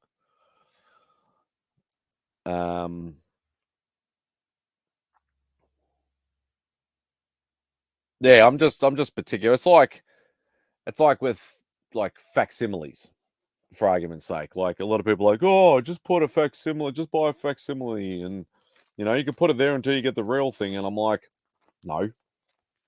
If I want the real thing, I'm not going to settle for second best. Like I may never get it. If I don't get it, I don't get it. But I'm not going to buy some, reprint thing, just as a placeholder or just to read the story or whatever. Like I love the feel of old comic books. I love the smell of old comic books. It's all about that nostalgia as well. If you had $5,000 on hand and could buy one Marvel key, what would be first in line for you? Only one key. Mine would be FF5. First Doctor Doom, that would be an awesome book to own. That is definitely on my wish list as well. Obviously, mine would have to be AF15. Guaranteed. In saying that, if it was and this is the hard thing. It's like it would be a first appearance of one of the. It'd have to be one of the either the first issue of any of the big Marvel books from the Silver Age, or one of the big first appearances. So obviously, if it was a non-Spidey book, like Doctor Doom is an awesome choice, but it'd be like X-Men 1, FF1, Tales of Suspense 39, Journey into Mystery 83. What else? There'd be a lot of like all those sort of big boy books. Would be the way to go. If I was say, like gun to my head, not allowed to buy a Spidey book with $5,000 for any book, then it'd be one of those. I'd want a first Punisher. Well, you'd be able to pay a lot less for a first Punisher unless you want it like a higher grade or whatever. But that's an awesome book to have as well. Or Wolverine.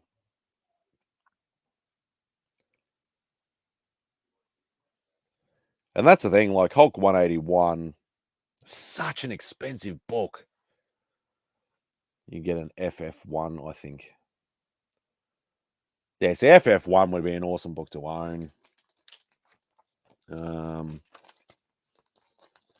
Like even out of all the first issues, we'll put Spidey aside, like all together, put him aside.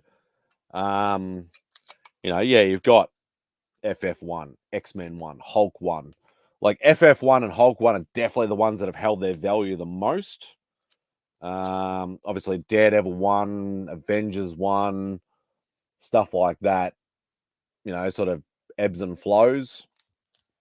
I know Daredevil 1 is still the cheapest out of all of them.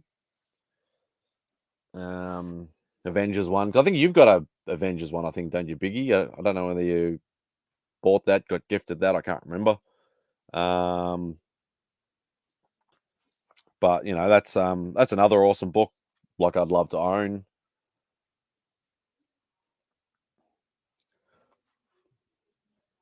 But like FF1 would be an awesome book to own. Hulk 1 would not be another awesome book to own. Like they all would. They definitely all would. I think it'd be a hard choice. Like if somebody lined them up and ran like X-Men 1, FF1, Avengers 1, Hulk 1. Who else am I missing somebody? Daredevil 1.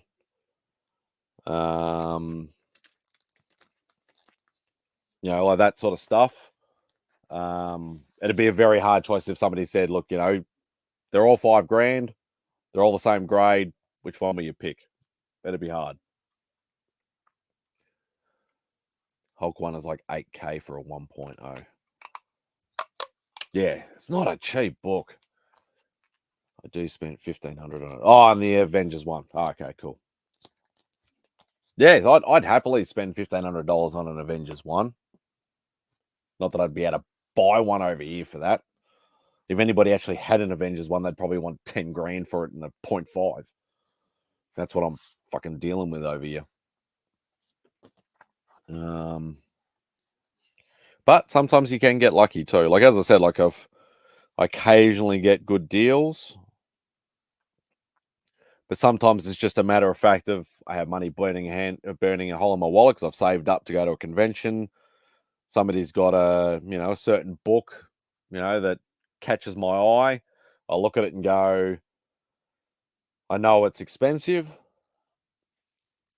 It's like Hulk number 5. Yeah, Hulk number 5 that I bought earlier this year. I've always wanted a first 6. Well, I already scanned that again. Yeah, I did. I always wanted one of the first 6 Hulks. I knew obviously I can't afford a number 1. But I would have, loved anything from 2 to 6. And it just happened to be, one of the guys that was selling one over here, and it's the same guy that I'm going to see in a couple of weeks. It was ridiculously priced, but you don't see the first 6 Hulks over here like ever.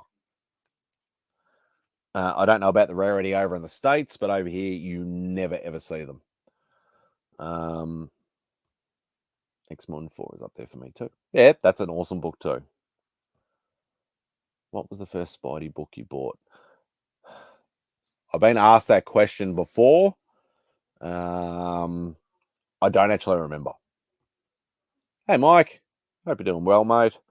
I don't remember, to be perfectly honest.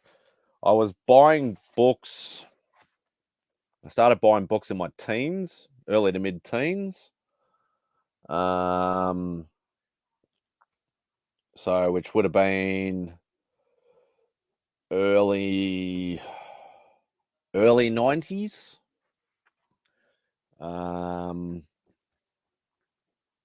Early 90s. I remember buying, what year did first Lethal Protector come out? Was that like 92, 93, somewhere around there? Can't quite remember. I remember buying a lot of the Mark Bagley run Amazing Spider-Man back in the 90s. I remember buying that Lethal Protector run off the shelf. So it would have, I think the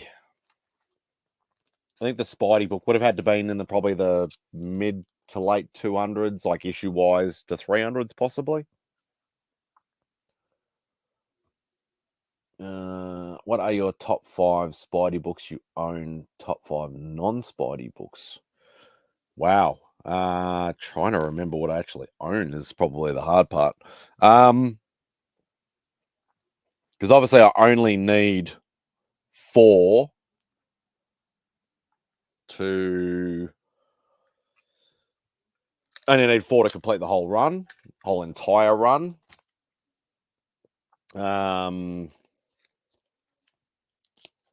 I'd say 14 would definitely be in there.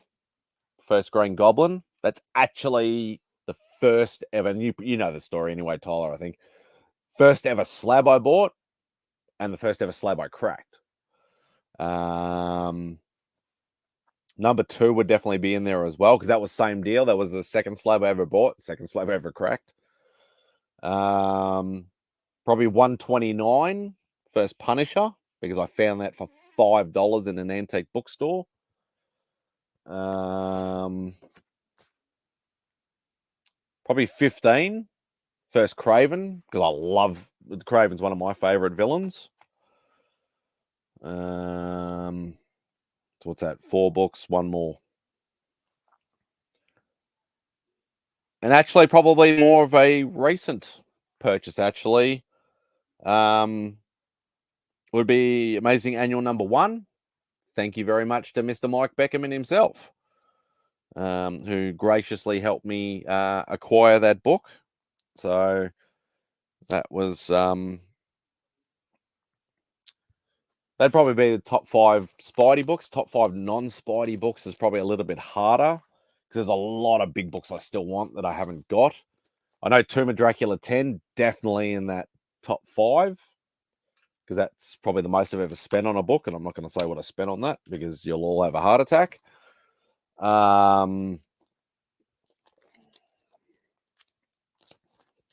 Just trying to think of what else would be in that. Yeah, Tomb of Dracula 10. I'm just trying to think what else there is. Submariner 1 would probably be another one.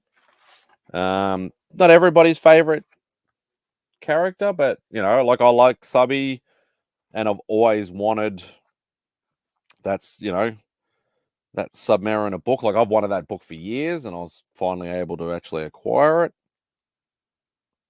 Iron Man 1 is probably another one that I was lucky enough to acquire. I can't really think of what else would be in there, to be perfectly honest. No, I'm missing a lot of comments here. My first ASM was Annual 7. Nice. My first book was Avengers Spotlight 21, Hawkeye and the Swordsman. But before that, I read a compendium at the library with some classic stories in it. Ah, nice, Mike. I sold my Hulk 81 for 3K this year. It was a 3.0. Wow, isn't that a bit cheap? That sounds like it's cheap. For some reason in my head, just sounding like it's a bit too cheap. Shit, I would have paid 3K for it.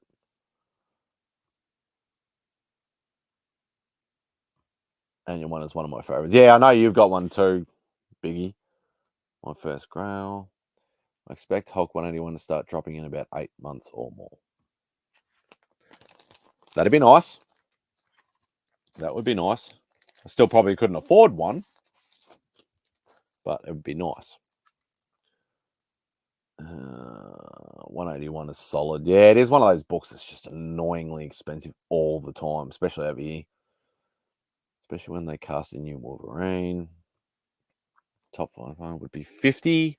Yeah, 129, 14, 20, and I guess 300. Very nice picks. So what you got? First Kingpin, first Punisher, first Green Goblin, first Scorpion, and obviously that infamous 300 that's never been homaged in its life. Time will tell. It'd be absolutely funny if it actually happened. But like, Tyler was right. Hopefully SGC. I can buy it back for half price. Blue chips hold value or go up. Yeah. Or Annual 1 instead of 300. I only buy big books like ASM Annual 22 and Thor 411. Gee, I wonder what's in Annual 22. Would that be the first appearance of a particular character that, you know, maybe a certain YouTuber is its biggest fan? What's his name? Scotty Vaughn, I think it is. Just joking, Mike. I'll eventually get... I need to get that bloody Thor 411 and 412. I think it's on my list. If not, I'll make sure it's added, Mike, just for you. I know you own a page from it. It's way overpriced. Hulk 8 at 181 is outrageous. It is. It really is. I think the cheapest I've ever, like obviously like Darren mentioned that he sold it for 3K, but I think the cheapest I've ever seen one over here is literally like 4.5. It's ridiculous. Do you have an X-Men 101? No, I do not. You want to sell me one? I don't want a slabbed one. I want a raw one, unless it's like a low grade one and you're going to give it to me for a good price. But that's first Phoenix. Yes, that is a book that's on my list that I want to get. If you got one and if I have the money, let me know. I got the package yesterday. Awesome. Have you ever considered getting some omnibus so you don't have to crack slabs? Hell no. I'm not a like I literally have actually. Oh, shit, I need to plug my laptop in too. I literally have like a whole pile of like collected works and not necessarily omnibus, but a lot of trades and all that sort of shit. I really should get rid of them. But yeah, if I want to read something or whatever like that, there's something up there. But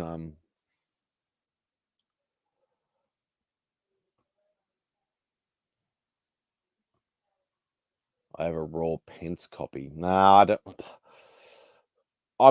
Must be a non-Patori. Yeah, definitely not then, because that's going to be expensive. Like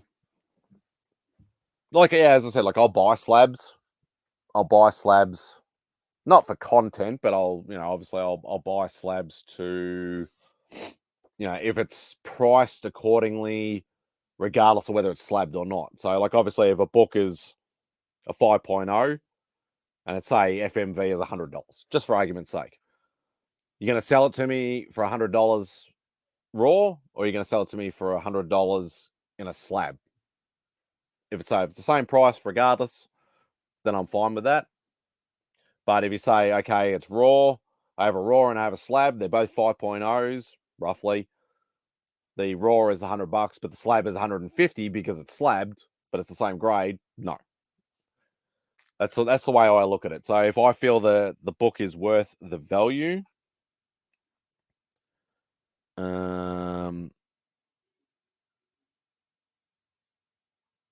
yeah, if I feel that it's worth the value, regardless of whether it's slabbed or not, then I'll just buy it with slab and I'll just crack it. I don't buy slabs for slabbing, cracking slab content, even though I do enjoy doing it. I buy them if it's worth, like my Hulk 182. It was a decent price. It was a green label, obviously because of the value stamp missing. But I was given to me at a decent price that I was happy to pay, regardless of whether it was slabbed or not. So I was quite happy with that. Shit, I need to plug in my laptop. If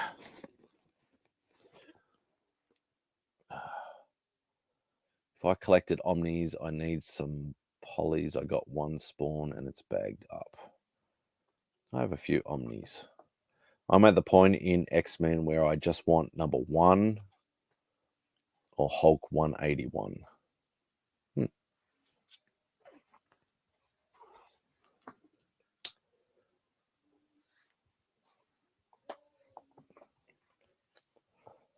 Yeah, the Marvel encyclopedias are pretty cool. Yeah, I'd prefer to. Is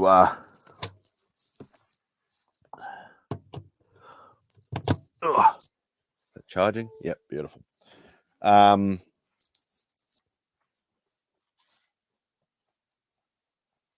Yeah, and that's the thing. Like, I love old school books regardless. But like, I'm not chasing like newer X-Men keys. I only want, or certain runs, certain storylines. Like, I'd love to collect all the Days of Future Past storyline. I think I have maybe 1 or 2 of the books. That infamous, I think it's 141 cover with all the, Wolverine and Kitty Pryde on the front, and they're all like slain, apprehended. That thing. I'm pretty sure it's 141. Like I love that cover. I still need to get that. A lot of the Claremont run stuff. Like, I'd love 1 to 100 of X-Men, but there's a lot of big books in that run too. That's obviously very expensive. Obviously, number 1, first Magneto, first First Juggy, First Sentinels, all that sort of stuff. Like, they're not cheap books. Nova Omni 2 volume of New Warriors, the important ones. They had a high-grade Pence copy 101 for sale at my comic shop for $2,000. It was more expensive than the American issues. You've probably noticed that too, Darren, that a lot of the Australian prize variant stuff is getting highly priced and competitive now too, especially the big key stuff. Like, I'm still chasing that New Mutants 98. I still haven't got one. The only ones I've seen on sale, like on the Facebook comic groups and stuff like that, has been Australian prize variants, and they want like $800 and $1,000 for it. I'm like, I wasn't going to pay that for a good copy of an American one, let alone an Australian price one. No fucking way. First Scarlet Witch is 4. Yeah, First Scarlet Witch and First Quicksilver, I think, is number 4. Yeah, that'd be a nice book. I don't think I have many low X-Men actually. Well, seeing I'm, scanning books and I'm in CLZ right now, I might as well have a look.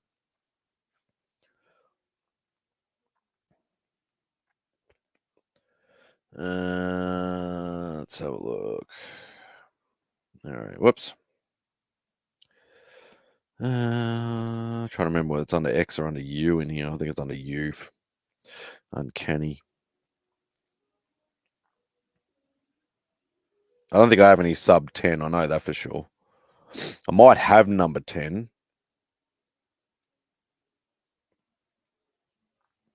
Yeah, so 10 and 11 are my lowest X-Men books.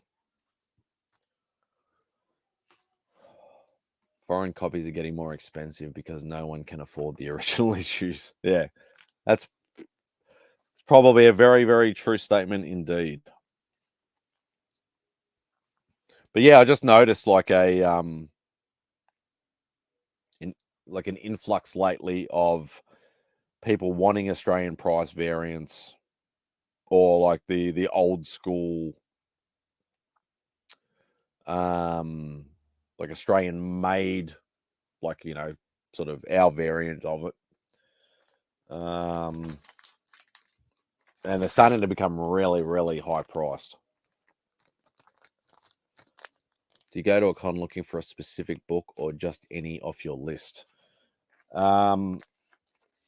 Very, very... I'm always looking for stuff on my list. Always looking for stuff off my list. Either the list or the runs that I'm trying to complete. But it's... And like, as I said earlier, and I've said a million times before, it's rarity over here. Like, you don't walk into a con here and there's like, 10, 20, comic vendors, and they all have, they all have an X-Men one, they all have an AF-15, they all have a Hulk one, they all have a ASM 129. It's literally you walk in, it's like, what have they got today at this con? And then you have to look at what they've got. That's pretty much how it works over here. It's not like walking into, say, Heroes. Walking into Heroes and going, I want to buy a Hulk 181, and every single store's got a Hulk 181. You walk into here, you probably don't see a Hulk 181. You might see it once a year, if you're lucky.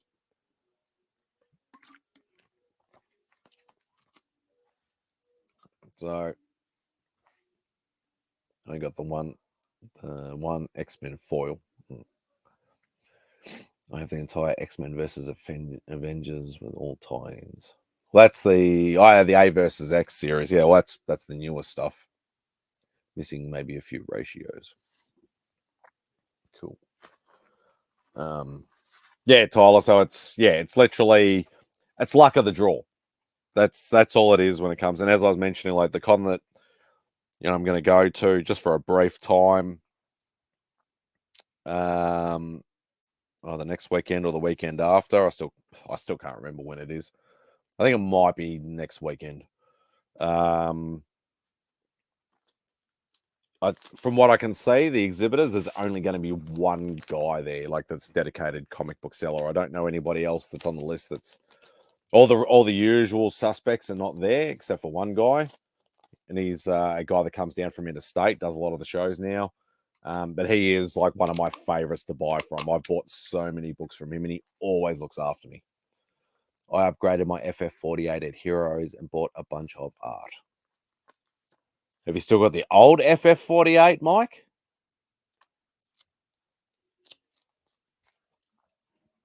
Because that is definitely on my list because I am a big Silver Surfer guy. I like the first Black Hulk. Black Hulk from that run? Oh, that must be one of the new sort of stuff. Obviously, I don't know as much about the newer stuff as I do the older stuff. Yeah, I hate when you got to take the books out to scan things.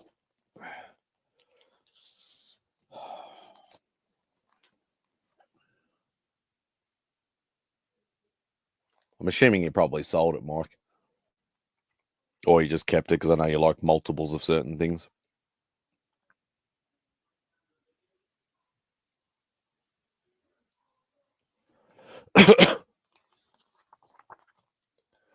I picked up a 2018 issue 3 for $18 at a con in Perth a few years back. Second Dread, worth a lot more now. Nice. Becca has more books than I know about. It's exactly right.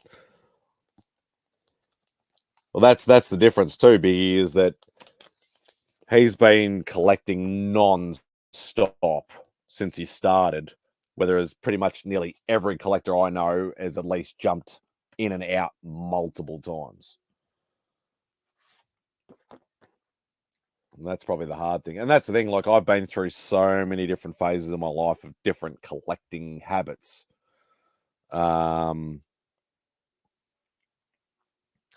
That if I had have stayed with and focused on, you know, comic book stuff or just comic books or whatever like that, then I definitely would. I wouldn't definitely, but I'd obviously have a lot more books than I have now. And I'd probably have a lot more books that I want now that I don't, if that makes sense. So you don't have a number one book you're looking for. You just go in with a list of literally every Marvel book. Not every Marvel book, Tyler, not everyone. There's a few books that I'm... And that's the thing, like I've had this discussion. I think you've actually been part of this discussion before, Tyler, when I asked the question, what would you do? Say if you walked into a con, you had $1,000 or $5,000, whatever your budget is. And you're like, would you rather buy one big book or would you rather buy a whole heap of little books that you're looking for? Or would you rather try and mix it up and buy like a semi-big book and a few little books? Like me, I always try and do best bang for my buck. And it's not necessarily a quantity over quality thing. It's more just the fact of like, yeah, I'd like to get at least a few decent sized books. A few decent sized books. And, so a few old school run fillers. Like I'm always buying older books. There's not very often that I'll buy anything sort of new. Like I won't go out looking for ratios or variants or anything because that's not really my shtick. So, but one big book. Yeah, if I walk in like, and this is the thing, because I'm always going in with a budget, like a fairly smallish sort of budget. I feel like I've wasted my time in a way if I walk in and go, okay, there's a book I'm actively hunting that I can't really afford, but I really want. Marvel Spotlight 5. That's a big book that I fucking want. I love Ghost Rider. I've always wanted that book. Never had opportunities to buy it, but never had enough money because it's just so fucking expensive.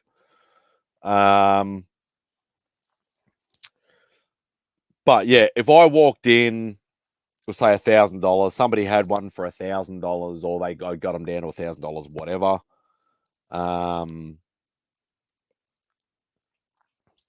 I'd be like, okay, what do I do with the rest of my time? I got no more money. Have I wasted my time? Sort of. I would still be extremely happy because I finally got a grail that I want. But then I'd be like, well, is it even worth bother digging in any other boxes or anything like that? Because it's like, well, I've got no more money, so there's no point. Unless the guy says to me, I can, look, if you buy a few more little books or whatever, I can do you some sort of deal or something like that, But say if you've got no more money, you got no more money. That's pretty much it. But yeah, I try to maximize my dollars as much as possible. But for argument's sake, if I go into this con in a week, 2 weeks, whatever it is, and they have, say I have $1,000 and somebody has an ASM 4 or an ASM 6 and I can afford it, I'm buying it and I'm walking out. I don't give a fuck. I'm sick of bloody trying to get those books and trying to complete this run. It's driving me insane. Like, I know I'm never going to obtain an ASM 1 unless it's an absolute fluke. But if they've got a 4 or a 6 or even a 3 I can't afford, but even a 3 and I can afford it, I'll walk out of there a very happy man. Very happy man. Marvel Spotlight 5, I'll still be an extremely happy man, but I'd still probably want to go a little bit more or get a little bit more. But yeah, it's sometimes it's an annoyance level too.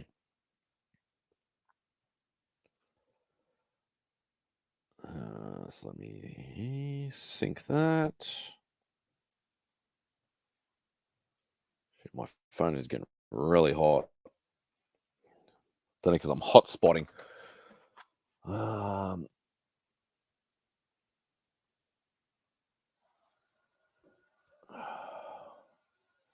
2000 and 2004, I had 2 jobs, one to pay bills and one to buy comics and go to cons.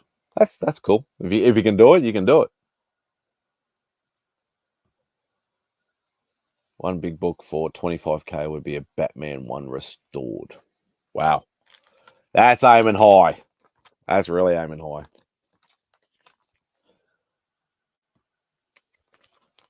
I just take my wife to cons. She stood in a lot of lines.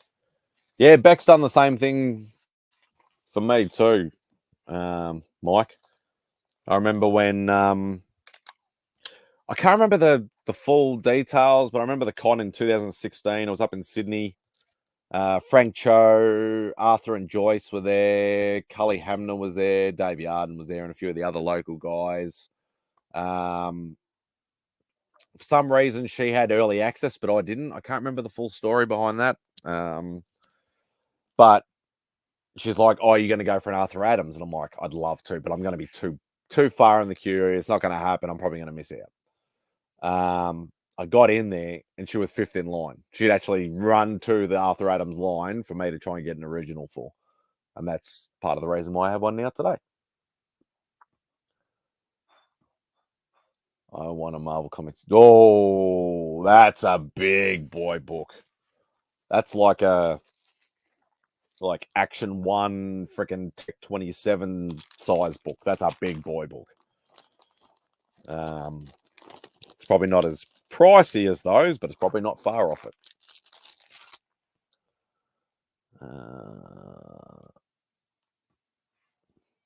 My guy Doc spent $100K on a Marvel 1. Shit. I know Doc's got a lot of books, but I didn't know he had that kind of cash.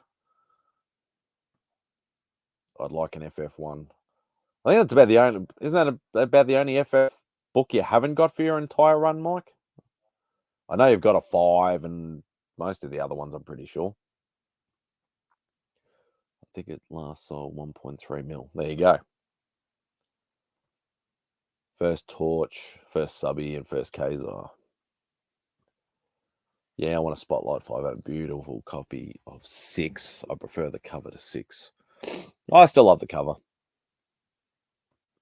I think I have like a 7 or an 8 or something like that, but I don't have a 5 or a 6, obviously. Batman 1 Restored is more like 50K. Ever passed on a book and you regret it? I've passed on plenty of books, but it's only because I can't afford it, or I've actually like missed it because there was a con just prior to COVID, and it wasn't a big con. It was one of those, like, I've done videos on like the vintage and modern toy fair, and it was just before COVID, and I didn't know as many sellers, and there was only a couple of comic guys there. And one of the comic guys now that I buy quite a bit from, different guy, he actually had an ASM 4, so first Sandman. He had a price of $700 on it. I didn't see it. I went and had a look at his stall and stuff like that. For some strange reason, I didn't see it. It was on the back wall, but I didn't see it. He had one of those sort of like big black, like carpeted sort of, partition sort of things. And it was like, want to be sort of like flat, and they want to be on a slight angle, and then flat, and then slight angle and stuff like that. So I think it was on one of the angles. I didn't see it. I bought some other books off him, and then I went to a couple of other things and stuff like that. And I had, what I have, I think I had $600 on me.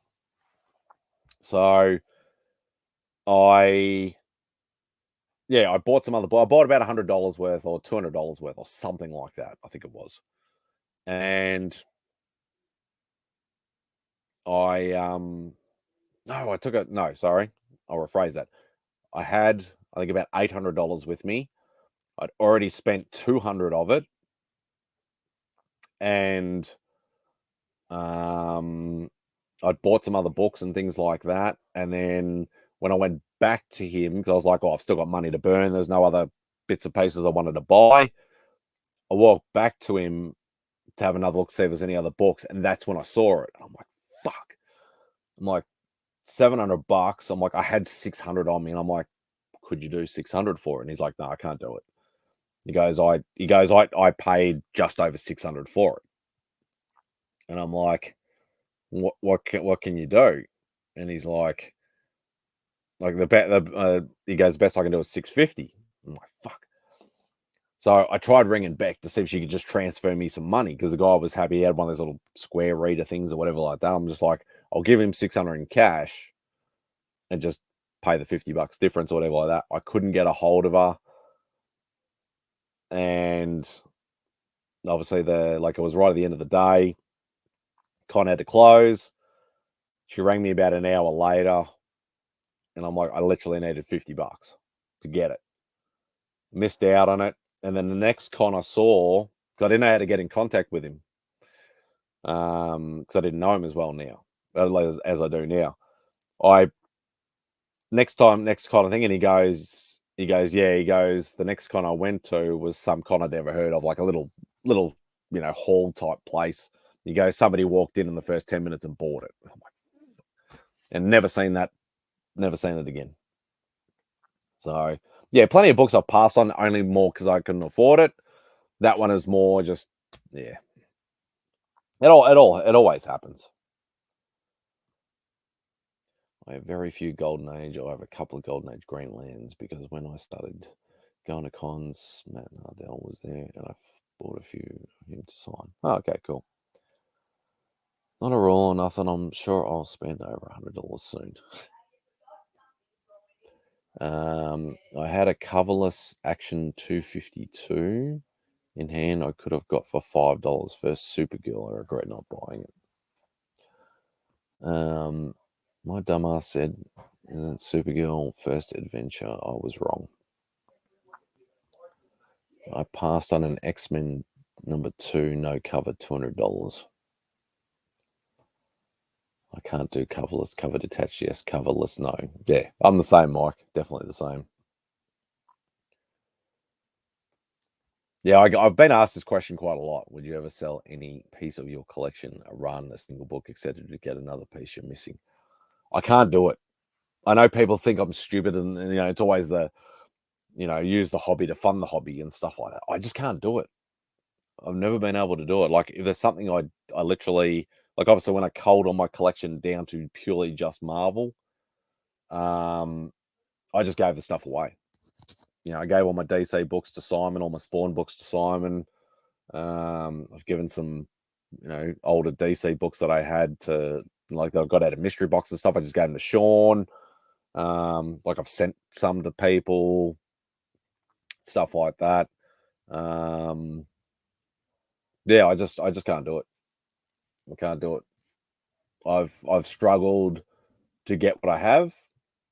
And that's pretty much the way I look at it, is like, I have earned and struggled and, you know, succeeded, I suppose you could say, in everything that I own, regardless of whether it's a 5-cent item or a worthless item to a $10,000 or $20,000 item. Not that I really would probably have anything that high. I'd probably have maybe something. But yeah, I just can't do it. I know a lot of people can, but I don't have that kind of discipline. My collection is all about runs, so no to Tyler's questions. Besides that, I've got most everything I could. Yeah. I'm only asking MadSpidey and Biggie. Okay, I'll go take a shower then. Just don't do a Remy, Mike, because Remy jumped on Spidey's Outback in the shower. Yeah, there you go. Tyler wants pics.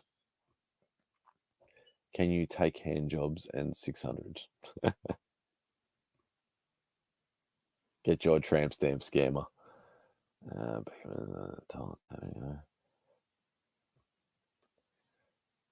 Would you ever sell your comic book collection to collect wrestling memorabilia? I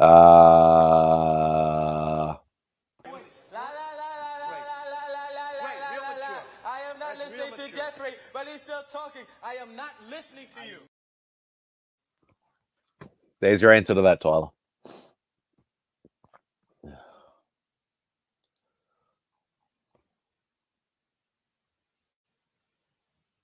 Nope, I've missed some shit.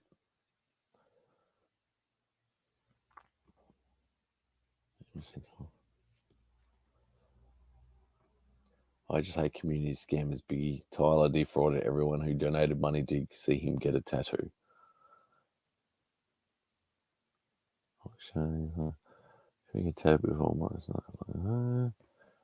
It's coming. It's officially on the table. Been doing some life stuff in November. That's fair enough. I know exactly what you mean. As I said, you saw me earlier. I mentioned about mum and stuff like that, and yeah, it's not fun at the moment. That's why I've been struggling to do content the last couple of weeks, because mum is dad's carer, and now I've got to look after both of them at the moment, and work, and yeah, life as well. So it's very hard at the moment. Be here to remind people until he does. Glad you definitely don't. What did I do? It's what you didn't do. Yeah. Cool. All right.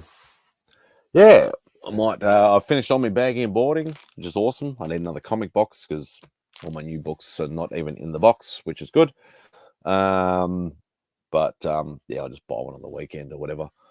But yeah, that'll do it. So thank you, everybody who was in the chat. Just, you know, and thank you, Tyler. I know what you were doing, sending me questions and stuff like that to keep me talking. I appreciate you, buddy, looking out for me. I really do. But yeah, I will end it there, I suppose. Or one final question. Will you ever stop buying Funkos? Probably not. Or will you buy every Spidey Funko pose they make for the next million years? Probably. Well, it'd actually be nice if they did actually go bankrupt. I know that won't happen in our lifetime, probably, but if they did, that'll be another thing that I can spend money on comics. All right. Thanks for hanging out with me, Biggie. I greatly appreciate it, brother. But yeah, thank you to everybody. Obviously, thank you to Simon for keeping me company for the first hour and a bit. Thanks for Remy to jumping on for a little bit as well. Yeah, really appreciate it, guys. But yeah, we'll don't forget, obviously, Spidey's Outback Sunday midday for me. Saturday night, I think 8 p.m. or something like that Eastern for you guys. Obviously, once the first hour goes past, I'll put Brian on the screen as well, so I can, watch the awards as well as running a live stream. But yeah, Anyway, so yeah, if anybody wants to jump on, more than I'll put it in a few of the group chats, and if you're not in any of the group chats or you don't see it, just shoot me a message on IG and I'll send you a link. So, but anyway, thanks very much for tuning in. I greatly appreciate each and every one of you. Take care of yourself and peace out.